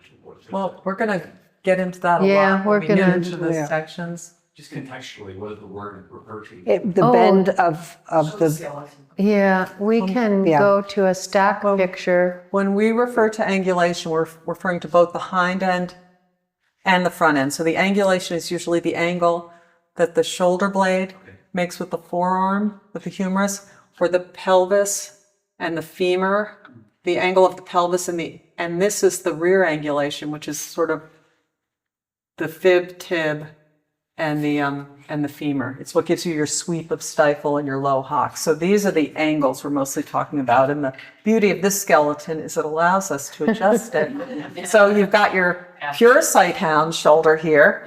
Then you've got Or dachshund. you've got your dachshund Digger. and your keeled breeds, your diggers. And this is like your Ridgeback pointer kind of right here. So we aim for. So those are the angles. And the We'll front talk about- angles this angle should match this angle. That's We'll what we're talk talking about return of upper arm and what that looks like. Yeah. Scapula, humerus. Yeah. It's all about the angles. The behavior of the tail. Perhaps when the dog is in motion, and I feel like I see quite a lot of variety in the ring of tails, like up here and down. Well, they should be level with a slight curve up. It's incorrect if the tail is curled up over the back. And we as breeders always feel, most judges don't feel for kinks in the tail when you're a breeder judge. But the tail carriage should be smooth. Again, there shouldn't be a broken line like back tail. It should be everything flowing into one another. So slightly up off the back line. just like, I don't know if you or Susan said it, but the marble on Yes, the I said top it. of the You head, drop a right? marble, it should be a smooth, like All the way pachinko down. games. All the way All the down. way down, from head to tail. No breaks. We're going to piggyback a lot of the discussion from this morning where we were looking at pictures of real dogs, and we're going to peel off the layer, if you will, and tie in much of the discussion to the skeleton, the anatomic landmarks. And so this will probably flow pretty quickly because we had great questions and a great discussion this morning. So I want to just let you guys know, and I brought these books.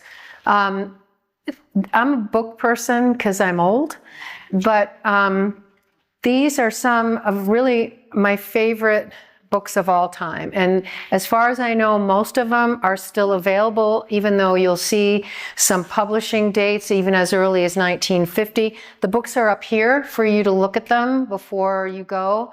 I did a quick Amazon search and they are available online. They're just fun to have that book in your hand to just sit and look. Some of the concepts might have changed over time, but these are really books that I would consider to be great references for everybody's dog library. So this is a quote that we liked from McDowell Lyon's book from many, many years ago, that just emphasizing that we can't really recognize those weak points unless we know why. What does make them weak? What change might compensate or correct them? We can't put a dog together. I mean, they did back in the day, they put the Ridgeback together from all those breeds. Here's what we're looking for. Here's how we think we can get it. We can't put it together technically like a bridge, but by the choice of the ancestors, the dogs that we choose to breed. Then our only recourse is to figure out what the part does and how it works and what is good, and maybe not necessarily what is bad, but what could we improve upon? What would make it more optimal for our purposes.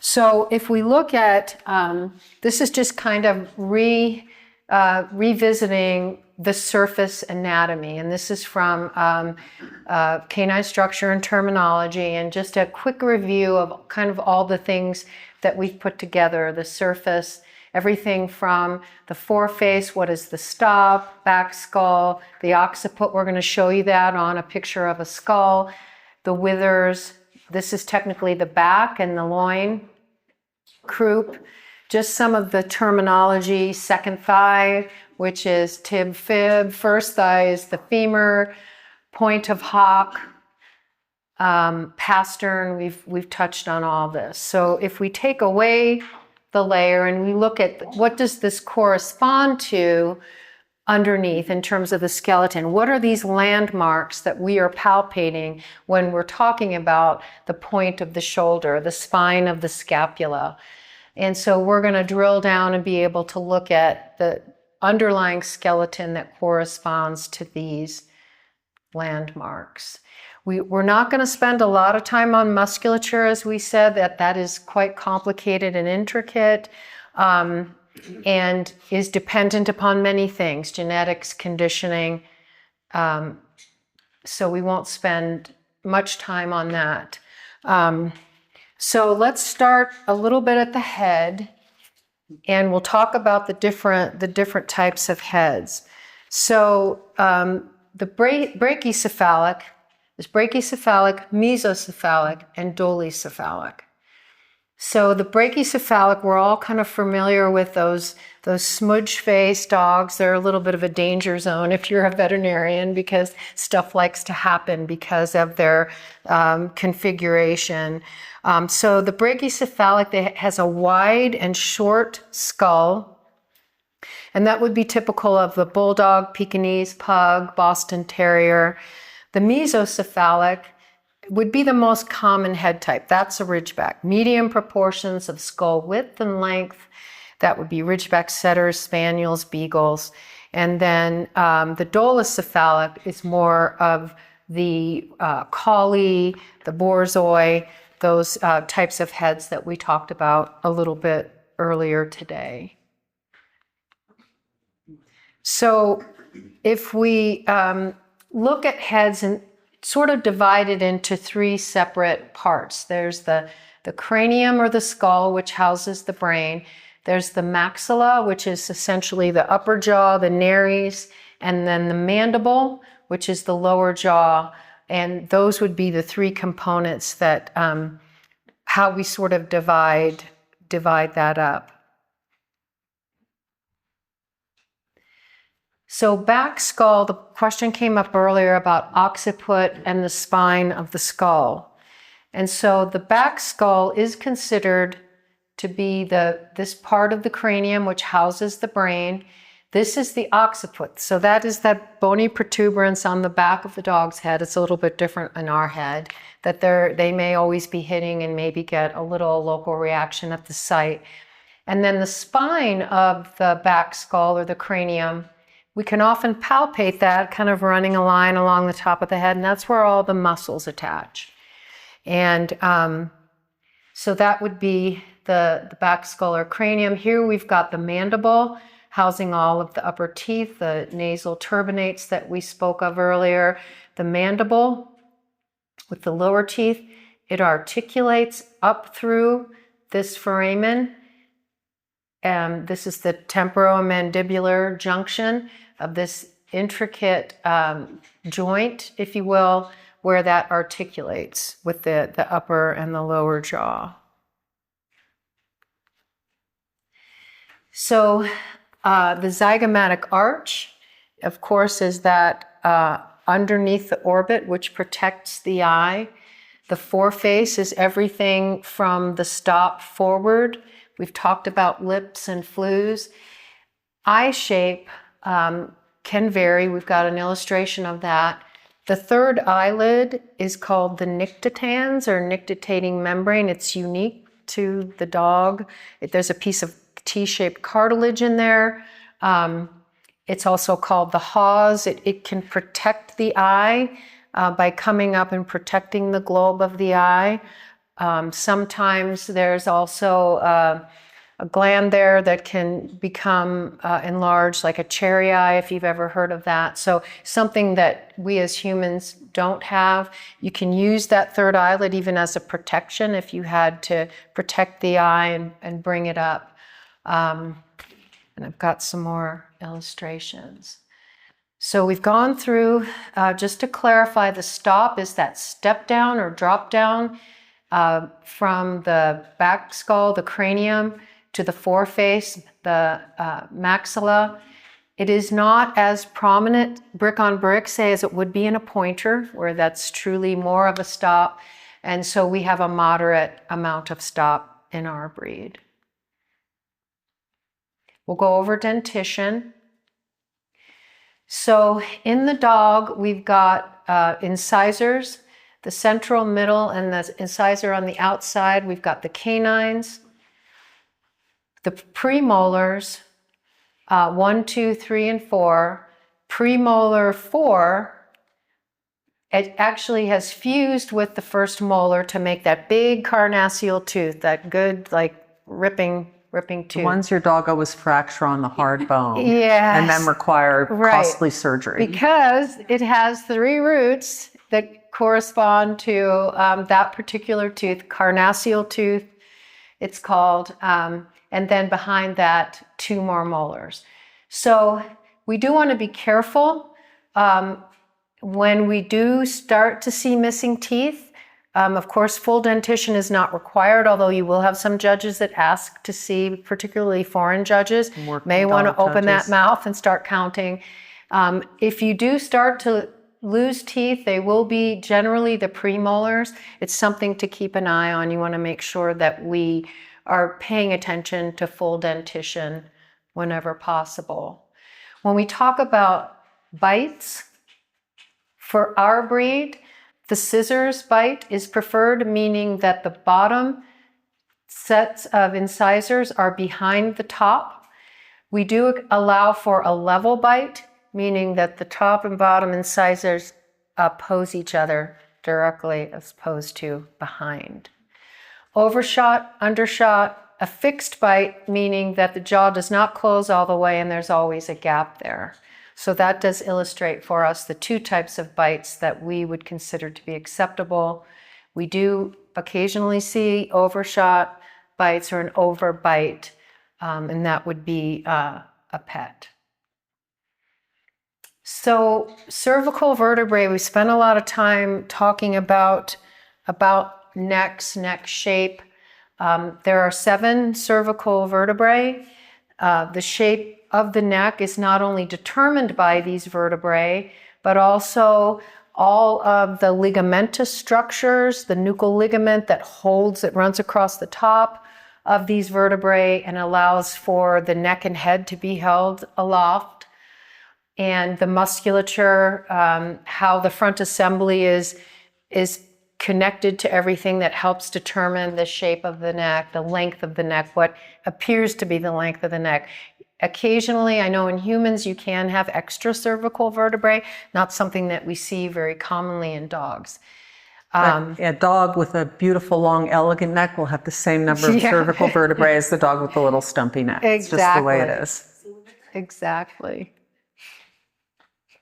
So if we move along then to thoracic vertebrae, we can see how they change. So the neck, being a smaller, sort of more square vertebrae, is a little bit of a transition as we start to get to more of what these are called dorsal spinous processes. So they're coming off the vertebrae and they are housing all those muscles that run along the back. And that we have them here. And that is what is supporting the spine, supporting the thorax, the rib cage, and those are epaxial muscles is another name for them. But you can see how these dorsal spinous processes allow for those muscles to attach and to support the body of the dog. There are 13 of those. We then transition to lumbar vertebrae where there are 7. That's getting now back more toward the pelvis. The sacral vertebrae are fused. Sacroiliac attaches the sacral bones of the back to the pelvic assembly. And then we go to our coccygeal vertebrae. Now, one thing we're going to show you today, when we can show you here on the skeleton as well as we can show you on your dog, is that as you see these dorsal spines of the thoracic vertebrae coming more toward the tail, they're starting to angle back a little bit. And as the lumbar vertebrae are connecting, they are starting to sort of point toward each other, and there can be a depression here where these spinous processes of the different type of vertebrae are meeting, and that's called the anticlinal vertebrae. And you can see it here as these are coming back, the lumbars are coming forward, and there can be a dip there. That is normal. And so it's not a fault. We have had puppy people call us and say, my veterinarian was worried about the dip right here and x-rayed it. And so More pronounced in some than more others. pronounced in some than others. And so it's not pathologic by any stretch, but sometimes you will note it, and you can palpate it on your own dogs, but sometimes it can be a little bit visible, and it can be kind of scary if you don't know exactly what that is. So we'll drill down now to the forequarters from the shoulder blade down through to the pastern and the foot, getting back to our skeleton. You can see the cervical vertebrae coming down and overlaying that area where the neck vertebrae meet the thoracic or the vertebrae of the chest. We have our scapula overlying. But we've got the scapula where we're going to be palpating. We can palpate the top of it when we're looking for shoulder layback. We can palpate the spine, where the spine of the scapula where those muscles are attaching.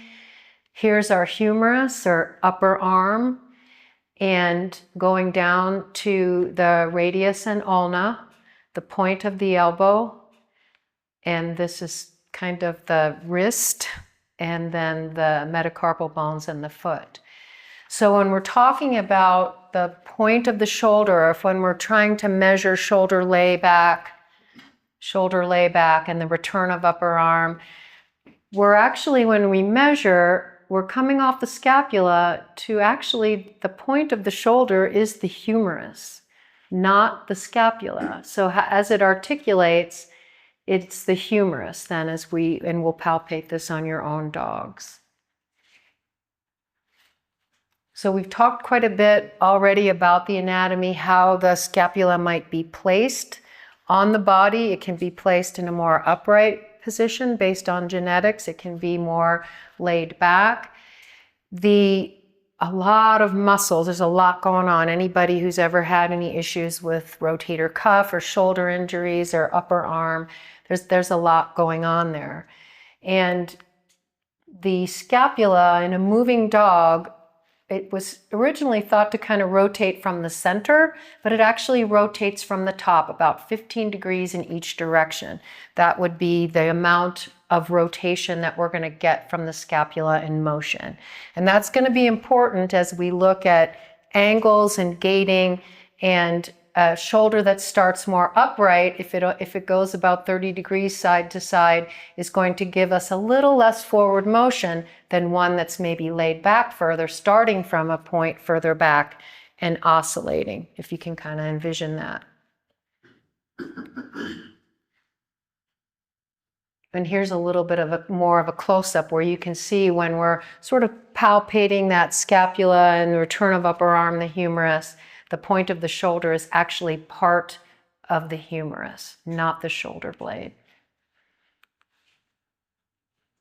So the upper arm is the humerus, and it's the equivalent of this bone of ours.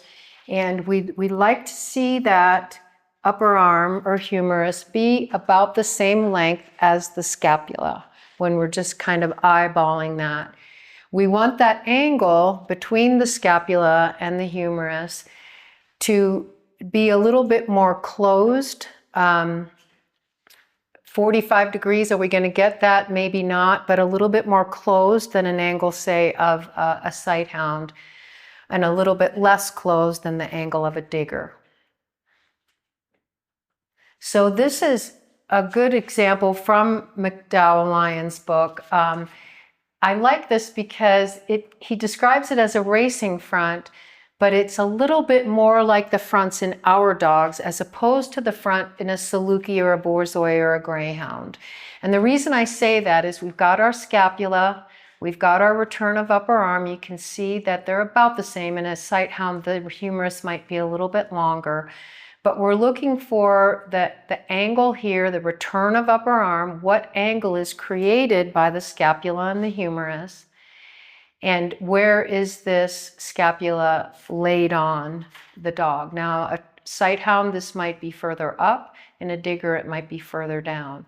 So this is a nice illustration, slopes closely to a 45 degree angle. And likewise, we're shooting for the scapula to also be laid back at about a 45 degree angle. Does that make sense? You're seeing that? I'm sorry, can you say that again? So we roughly keep this 45 degree angle as the optimum. So that would be if we draw a line across and we look at the shoulder, is it 45 degrees laid back? That's our 45 that we're shooting for. The other 45 would be, in this case, this is a little bit more of an open angle, is to shoot for 45 degrees if we were going to do the scapula and come down and see where this bone lies in relation, roughly. I've got some more slides on that too. So we want that elbow to fit closely to the body. We talked about the pastern and the length of the pastern. So here's the pastern. This is a pretty big, tall dog skeleton, but here's our pastern coming off the wrist, very complicated series of bones coming off the wrist.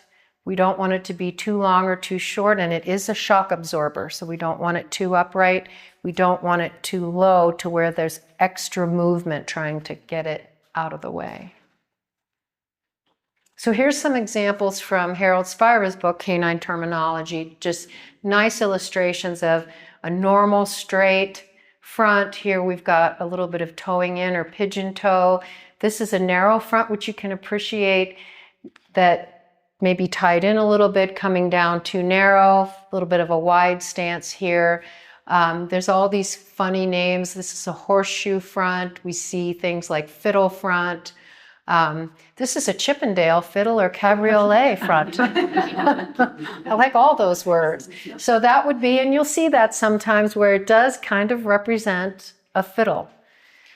This is bandy, bowed out, where maybe those elbows are coming out and then causing everything to come out, as you can see. And this would be our east-west French front.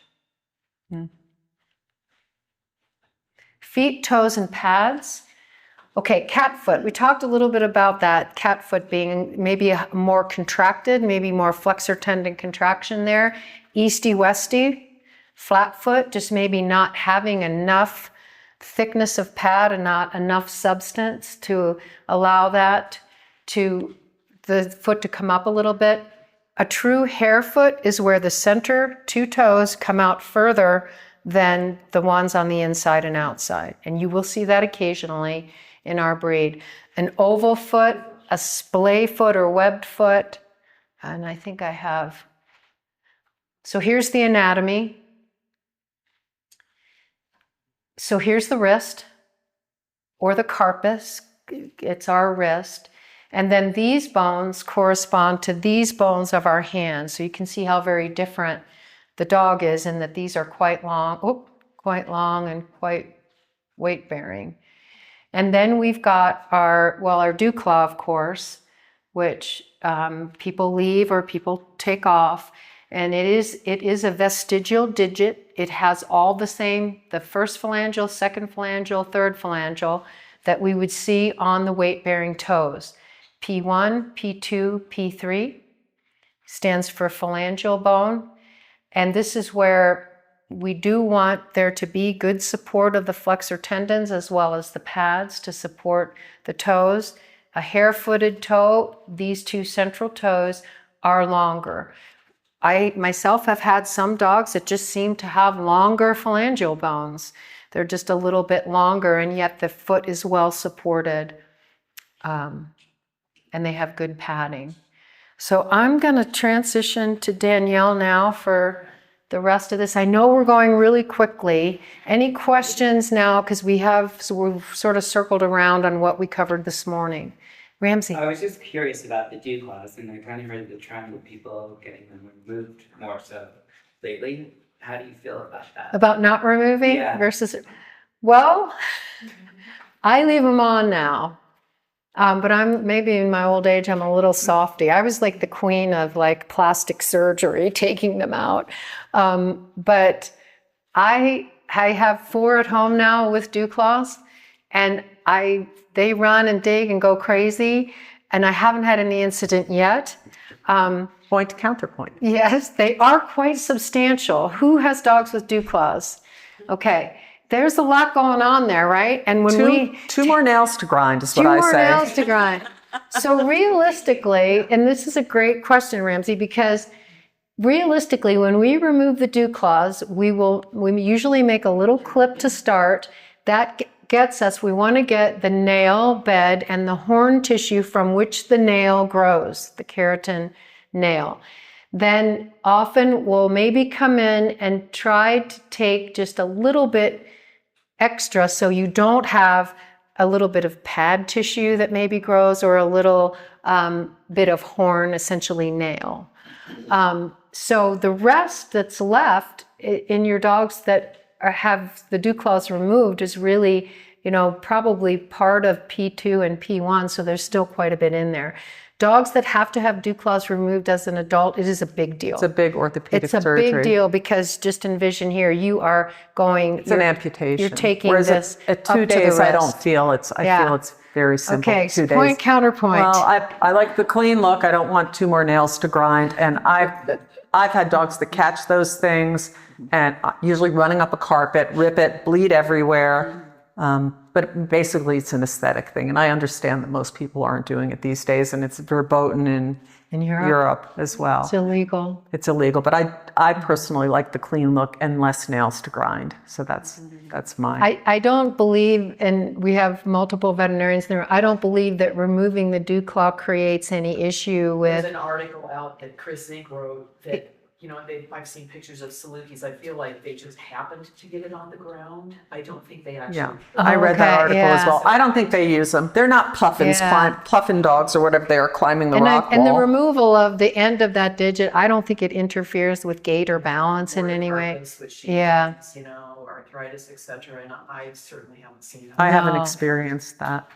Yeah, because it, Sport people will leave them on, but I yeah, don't see a big difference between them. And interestingly, they all wrap their dogs Mhm. when they course them. Yeah. yeah, For a reason. yeah. And I don't think there's a difference in disease in older age. No, and it's Not a in my vestigial experience. non-weight bearing digit.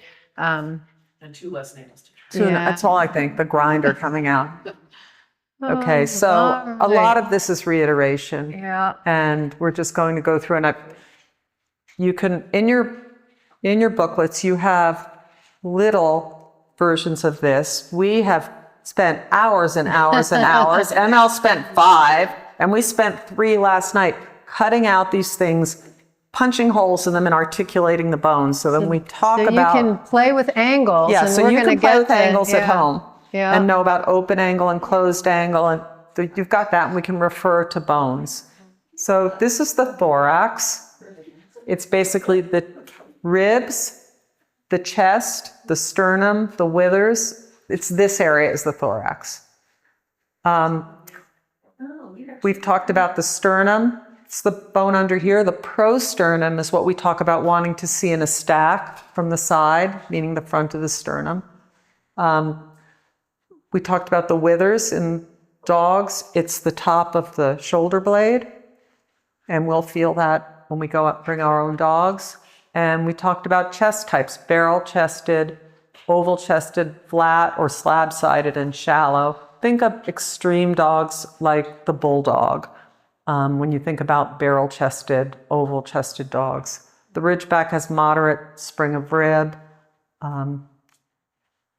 It's all visible on bones and on this, and we'll point them out on your dog. Rib cage examples, the flat, the barrel, and the well-sprung ribs. I don't know that I see that all in those dogs. It looks like the middle one's bloating to me, but you know slab-sided when you'll see it. You'll know Yeah. barrel-chested. Back and loin. So we have we had the cervical vertebrae. We went to the thoracic vertebrae, and now we get the lumbar vertebrae. There are 7, correct, Susan? 7 lumbar vertebrae, and this is the area behind the ribs and before the pelvis that creates the loin. And when we talk about short-loined, short-coupled dogs, we're talking about this area behind where all the muscles attached. We are a little more forgiving of a slightly longer loin in a female because that's the area where she carries her babies than perhaps we are in a male dog. So the coupling just refers to how close the end of the ribs are to the beginning of the pelvis. That's the coupling of the dogs. Back types. You can have an arched over loin. In Ridgebacks, we ask for a slight arch over the loin. It's more of something you feel than something you see. It's not an arched loin as you would see in a sighthound like a whippet or a greyhound or a borzoi. Flat, level back is when you think more of the coonhound breeds or the bloodhound breeds. They have a flatter back and a flatter croup. We talk about long or short backs. Roach backs is an unnatural situation. That's an arch over the back that is not normal. Sloping back would mean any dog that is higher in front than in rear and the top line slopes. It's more obvious in a dog like a boxer or a pointer than it is a Ridgeback. We're not supposed to be very sloping, just the withers being the highest point, but not a grand slope downwards. Soft is a negative connotation. It means a back that is not firm, the muscles are not, it's either long in the loin or the muscles are not well developed, and it's got a dip in its top line, or a soft back. It doesn't hold it as it goes around. Okay. And there's yet another picture. From the top, cervical, thoracic, lumbar. So we go 7, 13, 7, and then you have your fused pelvis and your coccygeal tail, 20 to 22. Danielle, can you go over the chondrocostal junction and floating? Oh, okay. So in the ribs are bony until a point that's called the chondrocostal junction, where they become cartilaginous. So it's cartilage under there, and it attaches to the sternum underneath. And you can often feel this bump in your dogs, and when they're young, you can tell if there's more growth left or not by how large that chondrocostal junction bump is. It's kind of like a bump in a knee in a dog when you know there's still, the growth plates are open. So this is a cartilaginous, and most of the ribs go through and are attached, but then the last 3, Susan? Mm-hmm. Are not attached to the sternum, and they're sort of floating ribs. Sometimes you can find a small knob or abnormality on a rib, and called a floating rib, or it's often there. You feel a little nub where it doesn't attach. Okay, onward. Pelvis. So we again have another teaching tool here, the front one and the rear one. And when we're talking about angles in the front, we're always talking about the shoulder and the forearm. In the rear, we're talking at the pelvis, the femur, and then the angle formed at the junction, the sweep of the stifle. We often talk about having a nice sweep of stifle, which would be this angle. So we want the hind angle, the pelvic angle, to be matched the front angle or the scapular angle. So the pelvic angle this allows us to move this one, but it doesn't allow us to move this. But we were talking about steep croups or flat croups. That would be a change of the pelvic angle. You want everything to be smooth in a Ridgeback. The tail set, everything should, again, flow seamlessly from head to tail. So you don't want an abrupt stop where the tail goes up from there, or a steep croup where the tail goes down. You want everything, the set of the tail, to be seamless. from the pelvis out.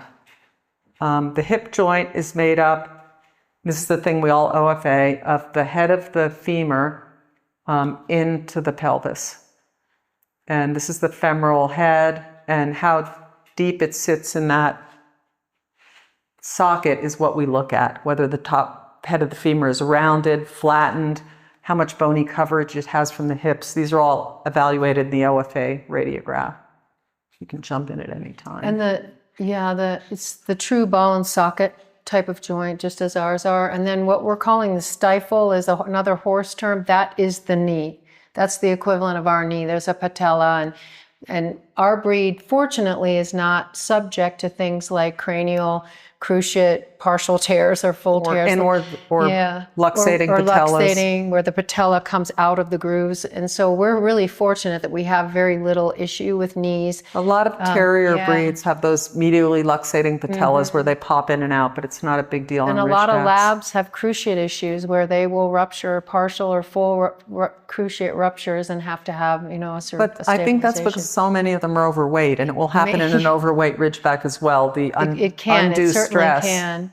And so keeping the dogs exercised, keeping all the supporting structures around those joints in good shape, it really helps prevent a lot of that stuff from happening. Okay. And this is the blow up of that. And we, again, have teaching tool in your in your little booklet that shows you the pelvis and the femur. And you can rotate the angle of that as well. So we have the femur, which is the upper thigh and the first thigh formed here. The tarsus is the hock. That's another good word. We have the tibia and fibula, which form the lower second thigh, and that's where the patella is at the top of it. So that is the true knee. Sometimes we call this the knee in front, but it's really the wrist in the dog, the carpus. Pastern, as in the front and the rear, those are the metatarsal bones in the pastern.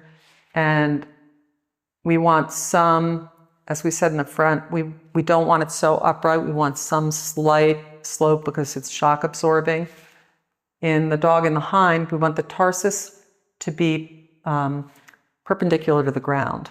That's what we talk about with well let down hocks. So you want this to come out, a nice sweep, and this bone to be perpendicular to the ground. There are a lot of dogs, boxers especially, and some whippets that, give me the terminology. Overangulated. No, but there's a Sickle sickle-hocked. Sickle-hocked. Yeah. And they have almost a curve the other way. And they move kind of like They move, that. yeah. Like sled runners. Yeah. Irish setters are advanced. Are they? Yeah. I notice a lot in boxers and sometimes in whippets, but I rarely see sickle-hocks in a Ridgeback. Yeah, we really don't. The whole thing kind of moves like imagine a sickle in your mind. They can't Yeah. stand it because it's too long. Yeah. So, Oops. whoops. What did I do? Okay, the foot, and we were talking about feet before. I've never seen a bad hind foot. No, They that's all true. seem to be good. It's the front feet that you have to worry about. And there again is okay, so the stifle joint is a hinge between the femur, as we said, and the tibia fibula. It's the knee, the patella. We luckily don't have that many problems with that in our breed. And it can be straight or well bent. Now, with lack of rear angulation, you often think about dogs that pull. Mm-hmm. Freighting dogs don't need to have any bend of stifle, whereas our dogs that are supposed to cover a great deal of ground should not. I think of Akitas too. I think of dogs that where it asks for no angulation behind or little angulation behind. But for our dogs, with the amount of ground they have to cover, they really need some degree of bend of stifle to be able to push off and cover ground. They're not freighting dogs. They're moving dogs, trotting dogs. So we like a little bend of stifle in our breed.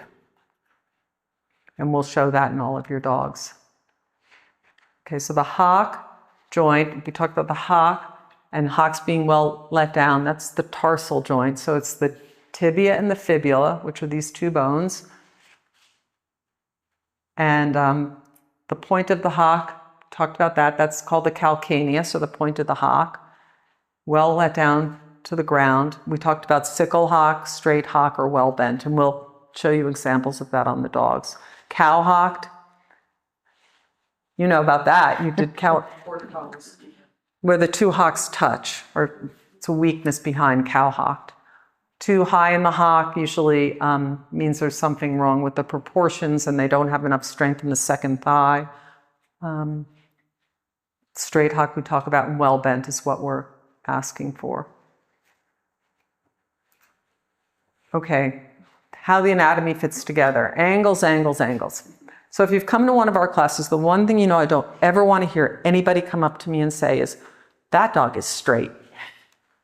And that drives me crazy because when you say that dog is straight, I want to know what angle you're talking about. Where do you mean it's straight? Its legs are supposed to point straight forward. If you mean that the dog lacks angulation or return of upper arm, I want you to say that dog could use a little bit more return of upper arm, or its shoulder could be better laid back. I don't want you to say it's straight in front. Tell me what it is. Use the correct terminology. Straight behind, I understand that a little bit more. That means lack of bend of stifle. But it's all about the balance of these angles. And sometimes you'll see the generic show dog in any breed is the dog that's like this in front, super straight and upright, and then super angulated behind, because it makes a very showy specimen. But it's not a balanced dog, right? So when it goes to move, it's the one that's often lifting or kicking or interfering to get out of its own way. So the front angles have to match the back angles.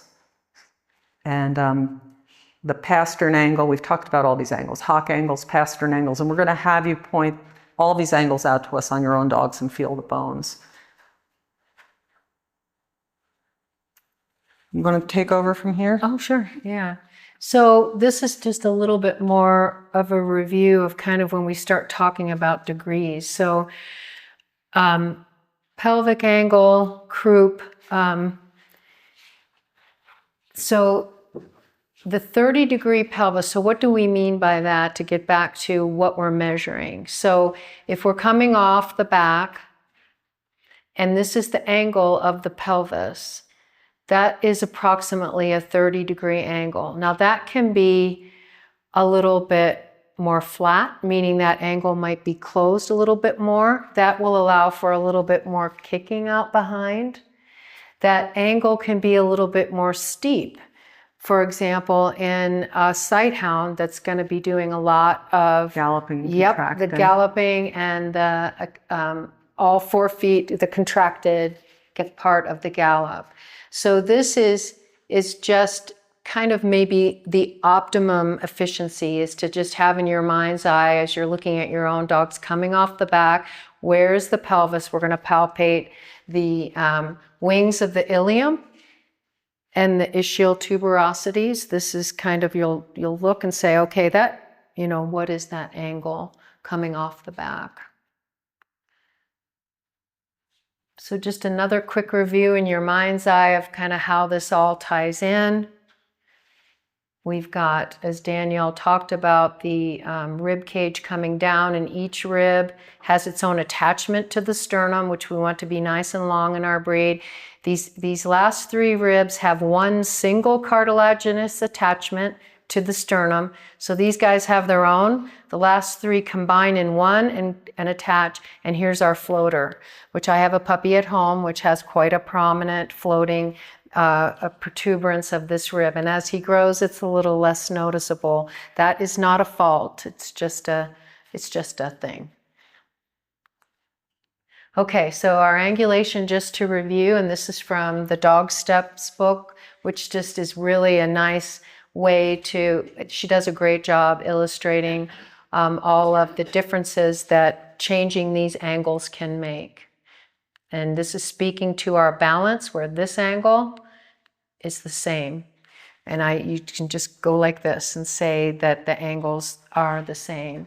When Danielle was talking about return of upper arm, that means here's our scapula, here's our humerus or upper arm. Does it return, meaning does it come back? Or is it more, say, straight, lacking in return? Does that make sense to everybody when we talk about return of upper arm? So we've got the scapula coming down and it's attaching, the humerus is attaching. So the humerus has any number, a few numbers of ways that it articulates and where it ends up. So we would like to see in our dogs more of a closed angle here where this upper arm or humerus returns more, meaning this is closing in, so that we've got a little bit closer to, say, a 45-degree return of upper arm. So what that allows for is an easier extension and a greater extension than, say, if you move this humerus straight, that's not any return of upper arm. Imagine in your mind's eye, we've got the scapula that can rotate, but this humerus is kind of stuck, very limited because of all of the protuberances and how it articulates. So if we're already starting out with a bone that doesn't return, that's more upright, you don't have a very far to go before you're done. The bones will not allow.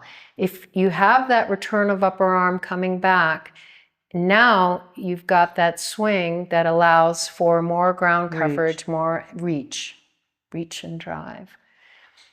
And it might be easier to kind of point this out on your own dogs when we get to that. So the working shoulder, when we talk about a working shoulder, that's what allows the lower part of the leg to reach and extend. Yep. So it's all in the shoulder. All starts up it all here. starts in the shoulder. Yep. So here is that illustration of what we mean by poor angulation, where this upper arm does not, quote, return.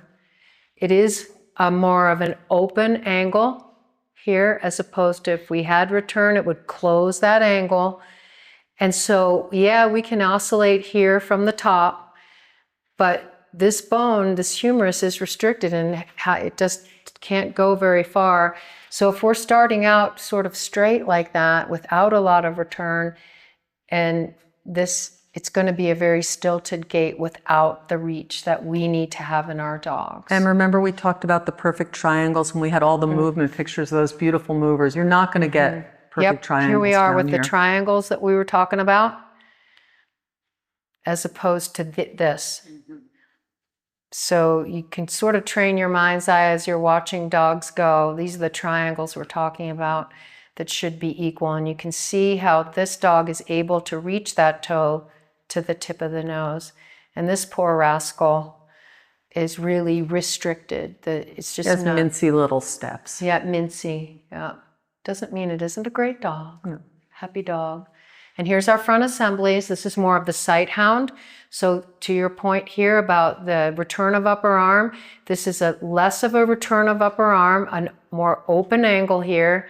Here's more typical of a Ridgeback. We've got the shoulder laid back. We have that upper arm returning a little more. It's kind of an odd word, return of upper arm, but it allows for more reach.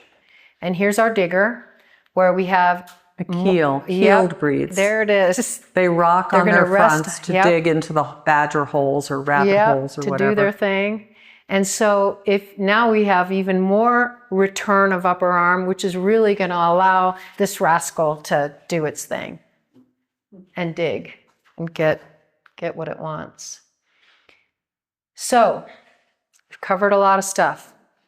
Structural balance. We're thinking about the size, the substance, stance, how a dog is going to stand, how is it put together, the proportions, length and height. Do we have a square dog? Do we have more of a rectangular dog?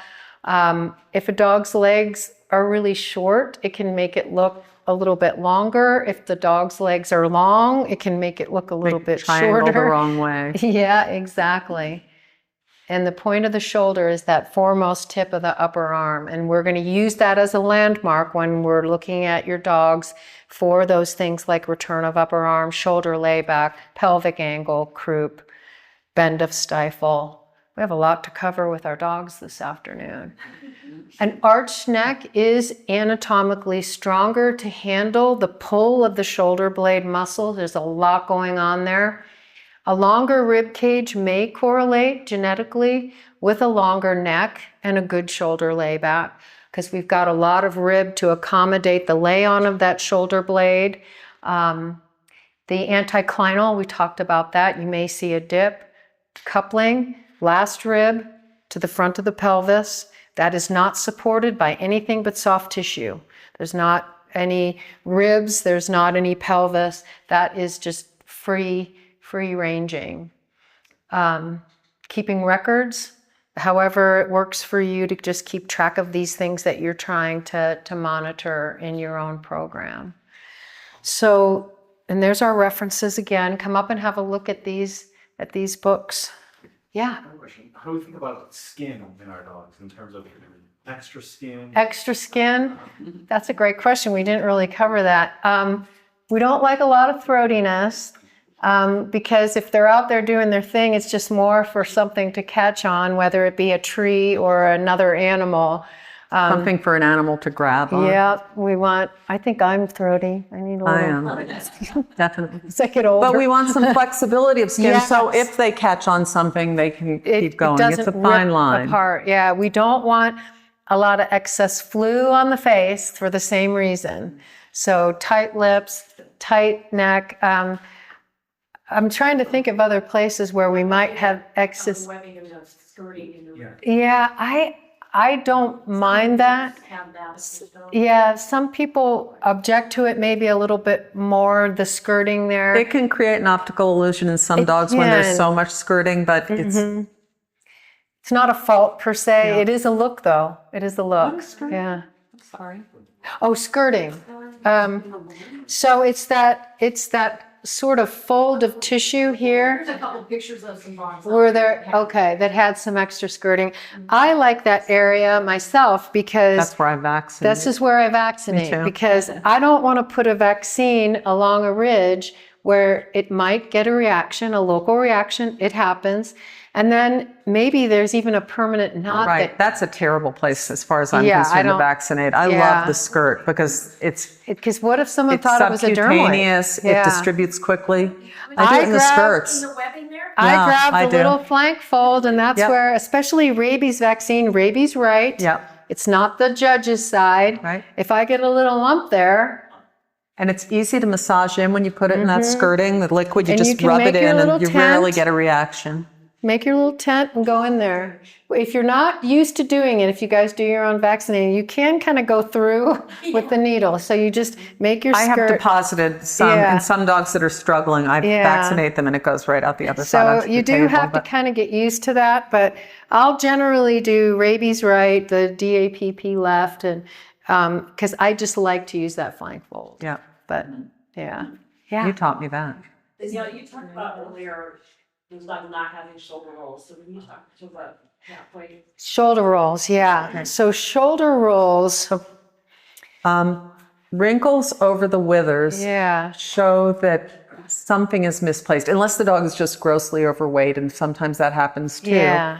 But usually a more upright shoulder tends to cause wrinkling in that area. When you want an arched neck and a smooth line of transition of the shoulder, dogs that have a little bit more of an upright shoulder blade tend to have wrinkles over the And I withers. think I misspoke earlier and had it backwards. The horses were palpating the dorsal spines. The dog, we are palpating the top of the scapula. scapula. So imagine another thing that can create wrinkles, two things, the upright shoulder. And so you can see where, and granted, we would probably move his head a little bit further forward and drop these cervical vertebrae a little bit, but you can still appreciate that if the angle is here, this is going to be more graceful. If this is You're upright, bunching things up you there. are bunching it up. And the other thing that can happen that creates for that cathedral fronted appearance where we've lost our fill and the presence of the visual breastbone is we do see this whole front assembly Move forward. moved forward. So sometimes it's not the Yep. angle Yep. of the two bones, it's that the whole The assembly is whole moved assembly forward. is too far forward. So visualize that if you move all this forward, what happens to this? It just disappeared, didn't it? It doesn't mean the dog doesn't have prosternum.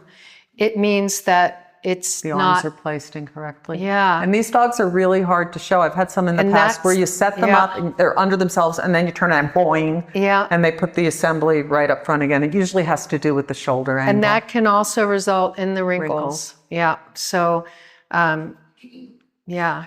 What about the width between the shoulder blades? That's. I don't worry as much about that in our breed. And a trick that I learned from Pat Hastings is if you're worried at all about that, take a treat, put your hands on,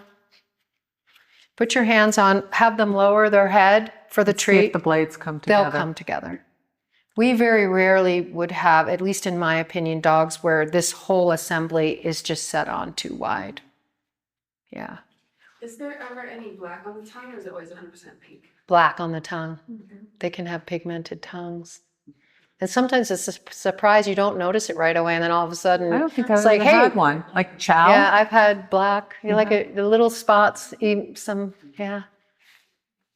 What about like weak hocks, not cow hocks, not to the extreme of touching, but weaker hocks where the back feet tend to kind of. Yeah, spring out? and I know I've had a few dogs over the years where, you know, I just wish maybe they were a little stronger back there, and I can't find anything really to touch on. But, you know, I'll set them up, and then next thing you know, this is forward again. I'm like, okay. Conditioning may be part of that.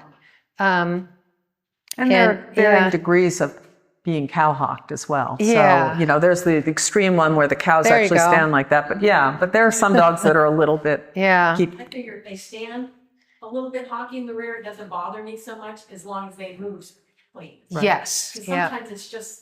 It's just positional, especially in puppies. I saw a couple puppies last weekend that just, you know, that's just how they were standing a little bit, you know, but yet they stacked up and they moved fine, and it could be just a growth spurt. Sometimes growing puppies, they just have so many angles going on. They don't know just, how to handle They can't them. hold it together. You know, it's just too much. Yeah. Yeah. Yeah. Is there a problem with one having a hair foot?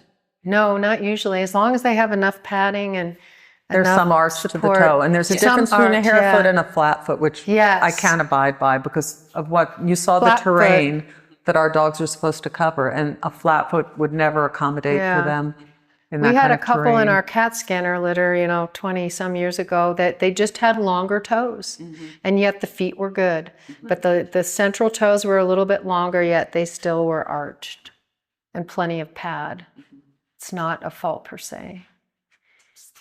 There are some judges that will pick up feet and look at the Look at hair the between padding. the toes and the pads. Yeah.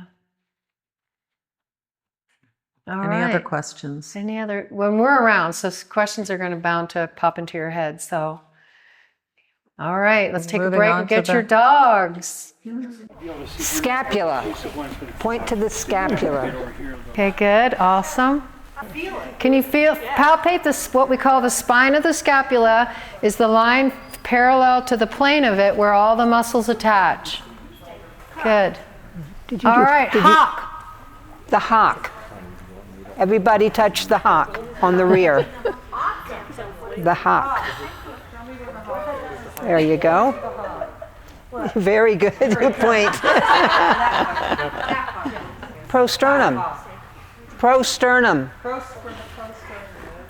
Yeah, just that point right in the front. Yep, you got it. You got it. The Prosternum. loin. Point to the loin. One of these two, this one, Nope. that one, Nope. that one. Thank you.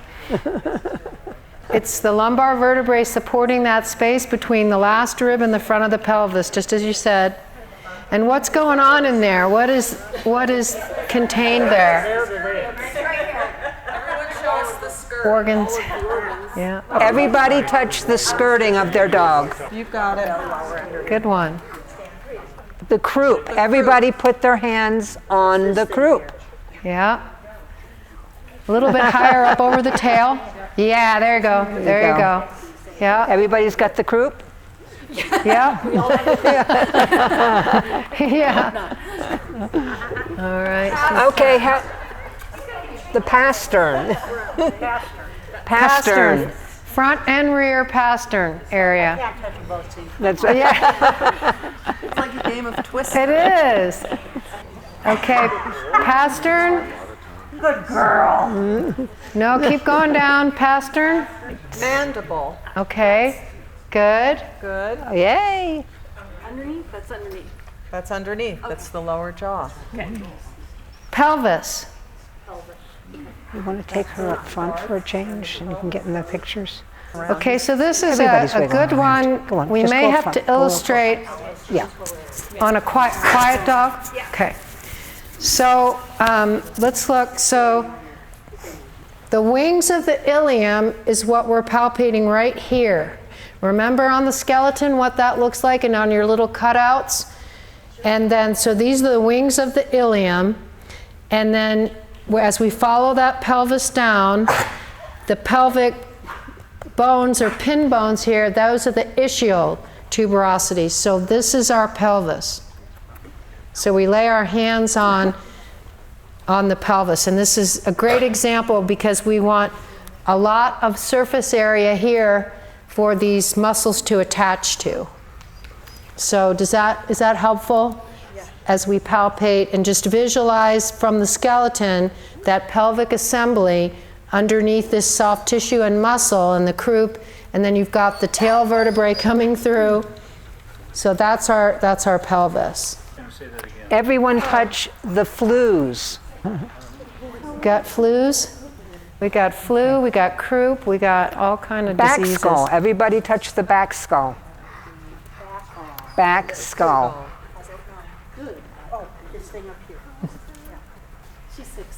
Between the ears, yep. Everyone touch the occiput.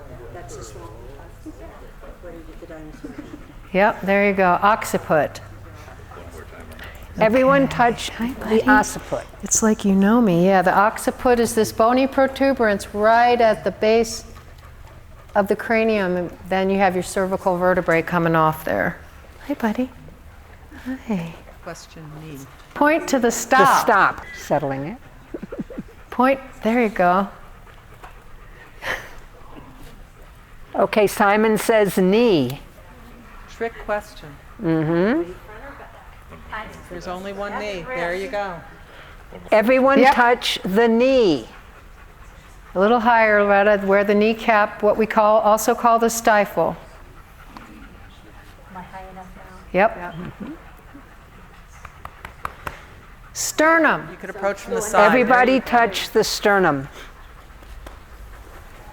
All of this. All of it. Yeah. And we want a nice long sternum like this, where those ribs are coming down and attaching. This is all the sternum underneath. It's the breastbone or our sternum is here. Okay. And hers is here. Show me where the ribs end and the loin begins.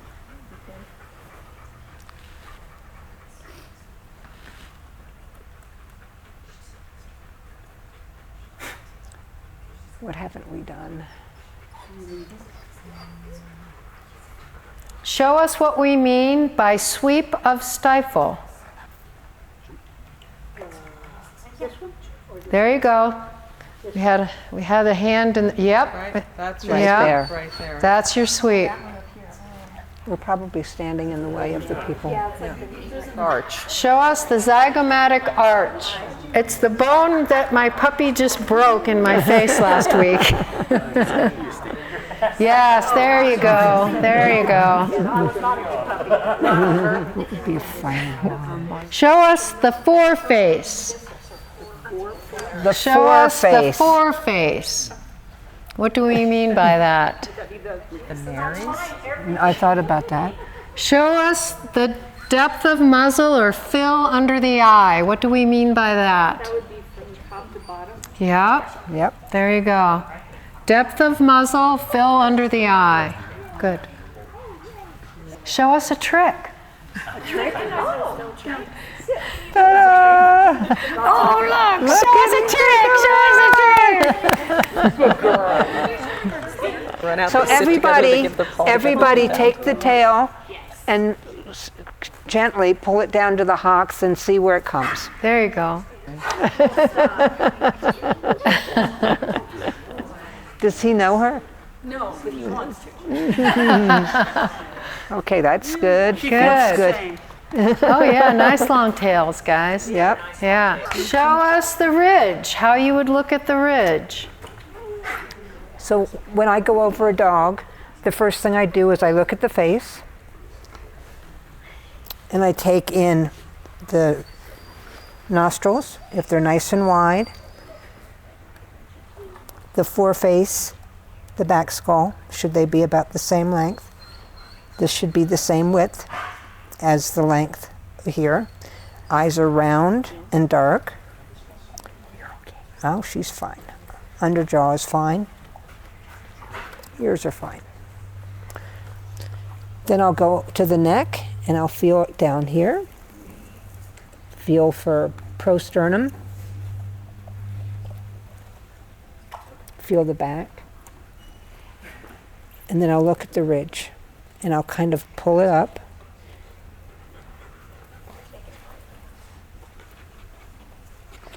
Go to the rear.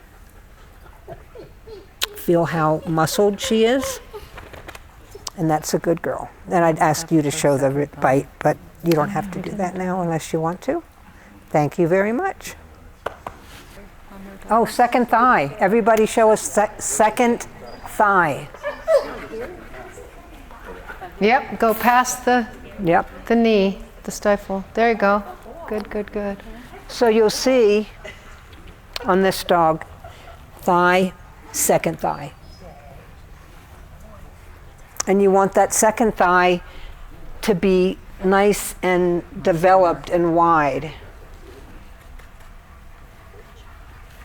So do we need to go over bladed bone? All of these dogs have bladed bone. Hey, buddy. So as you wrap your hand around, as you guys are doing, you can feel you that. can feel, and you. Yep, it's wider as you from the side than it is from the front. Yeah.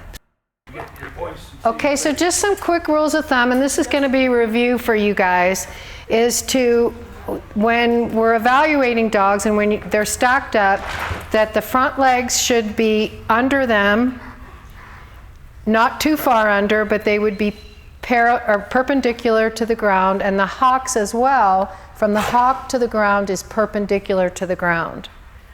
So you don't want them stretched out so far that this is not perpendicular to the ground. So you don't want them stretched out in the front too much. You want those front legs nice and under, but yet stretched out enough that we've got that perpendicular line. Another thing when you stack your dog is the dog might be totally misbehaving. But if you keep his head up, it'll keep his head and his front chest up, and it doesn't matter what the rest of him does. He's going to look better to the judge than the dog that's behind him that has his head down or is sniffing the ground or something. So you always want to keep the head up. That's a good little rule of thumb for a beginner handler. So that's really good, Alice. How old is? She's 11 months. Come here. That's the one that has a brain fart. Oh yeah. In the ring. Yep. So in a case like this, when you have a puppy that's a little bit nervous, and you may have to practice this at home, but I don't think a judge is going to fault you for keeping a hold of this. You've got control of the head. This dog is not threatening. To just come down and comfort this dog in this manner so that the judge might be able to go over it. It's something that you would need to practice at home, but with puppies, I think there's a little more forgiveness if you have to do something a little differently than you might do with an adult dog. And what was I going to say? I can't remember. Oh, when you're going over a puppy as a judge, you just want to be able to touch everything. You're not looking for them to be in a wonderful stack or to hold still. So, this puppy is going to pull away. That's okay. I still got her. There you go. And you know what? I never let go of her. Once I have my hands on her,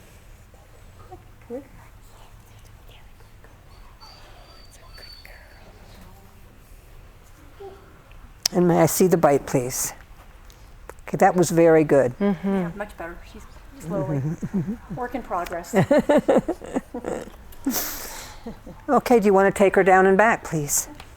What the judges are looking for is a clean down and back, that they're staying on track, moving in a straight line, converging. And so sometimes you have to play around with where your leash and collar are, the speed at which you're going to go down and back. Some dogs do better when the ring is on the top and you've got your leash pretty short and you're guiding them more closely. Some do better if the ring is not on the top and the leash is a little bit longer. So sometimes you have to play around with where your leash and collar are placed and the speed at which you're going to go. And you know, you said that it's really important that they go straight down and back.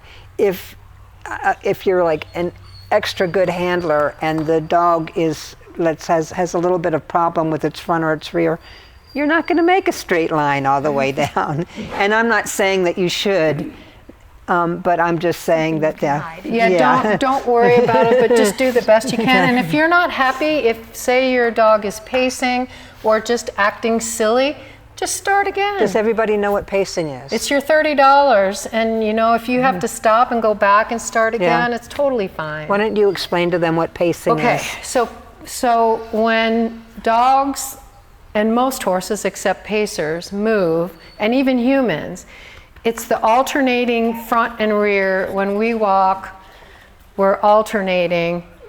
The left rear goes when the right front goes. So do you understand? Yeah, so if I'm walking, when my right leg goes forward, my left arm comes forward, right? It's alternating. If I'm pacing, my left and right, front and rear are moving together. When a dog is tired, sometimes Too short? it can be a structural thing. Instead of trotting, they're pacing. Very good. Does that make sense at all? And that is very awkward and unnatural, right? It looked pretty ridiculous, right? And so it's just, there are some horses called standardbred pacers that are bred to pace. And they're race horses and they fly, but they're bred to move like that. Does that help? If your dog does tend to pace, sometimes a little courtesy turn can help. A little courtesy turn, let's go, boom, and just go. And oftentimes they'll snap out of it. But if your dog is pacing and you realize it, just stop and start again. Start again. Take her around.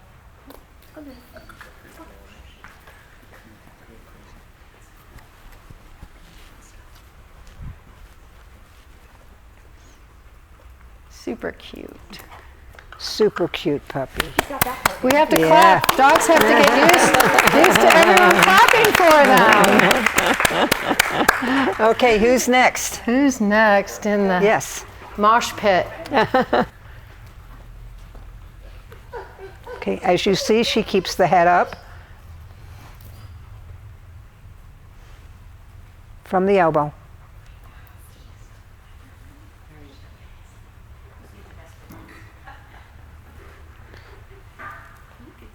Very nice. Another thing that judges will do is they'll talk to you occasionally if they care about you and your dog. They'll talk to you because what happens when you're nervous and you're holding on to your dog and someone is approaching you and that person doesn't say anything and you get more nervous, I mean, you're just going to set your dog off. And if the judge comes up and says, "Hello, how are you today?" it makes all the difference in the world to the dog. It's a good dog. Again, I don't take my hands off.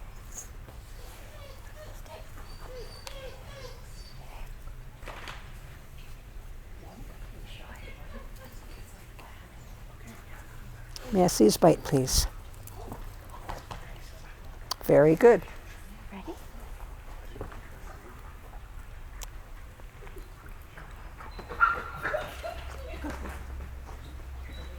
You saw he almost paced when he started. But yep, but he didn't. He took him right out of it.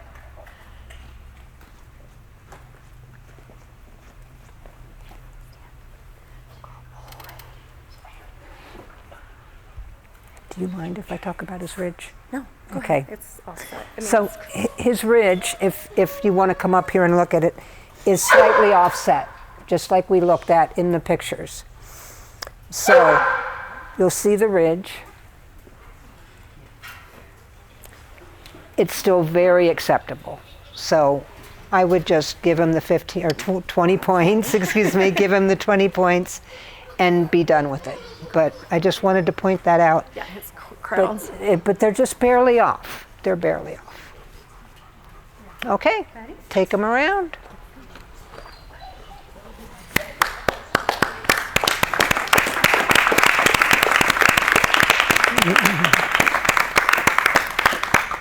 Good afternoon. Hi, how are you? Buddy.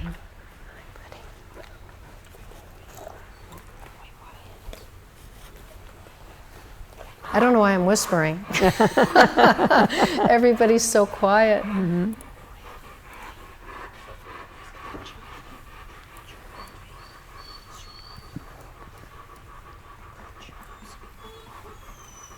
Now, one thing that Susan does, and I did, was, you know, we kind of made a show out of looking at the ridge. We kind of looked at it, and it's about this long, and that you can certainly see the ridge, and you don't have to do that.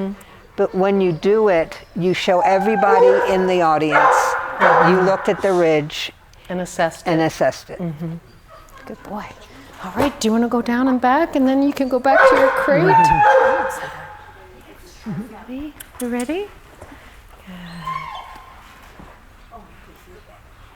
Good. Good.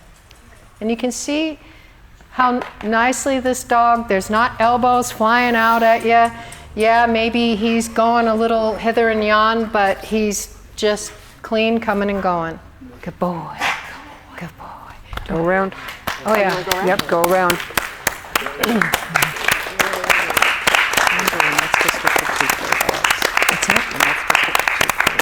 Oh, well, he just looked, it was a good example of a down and back. We're not supposed to.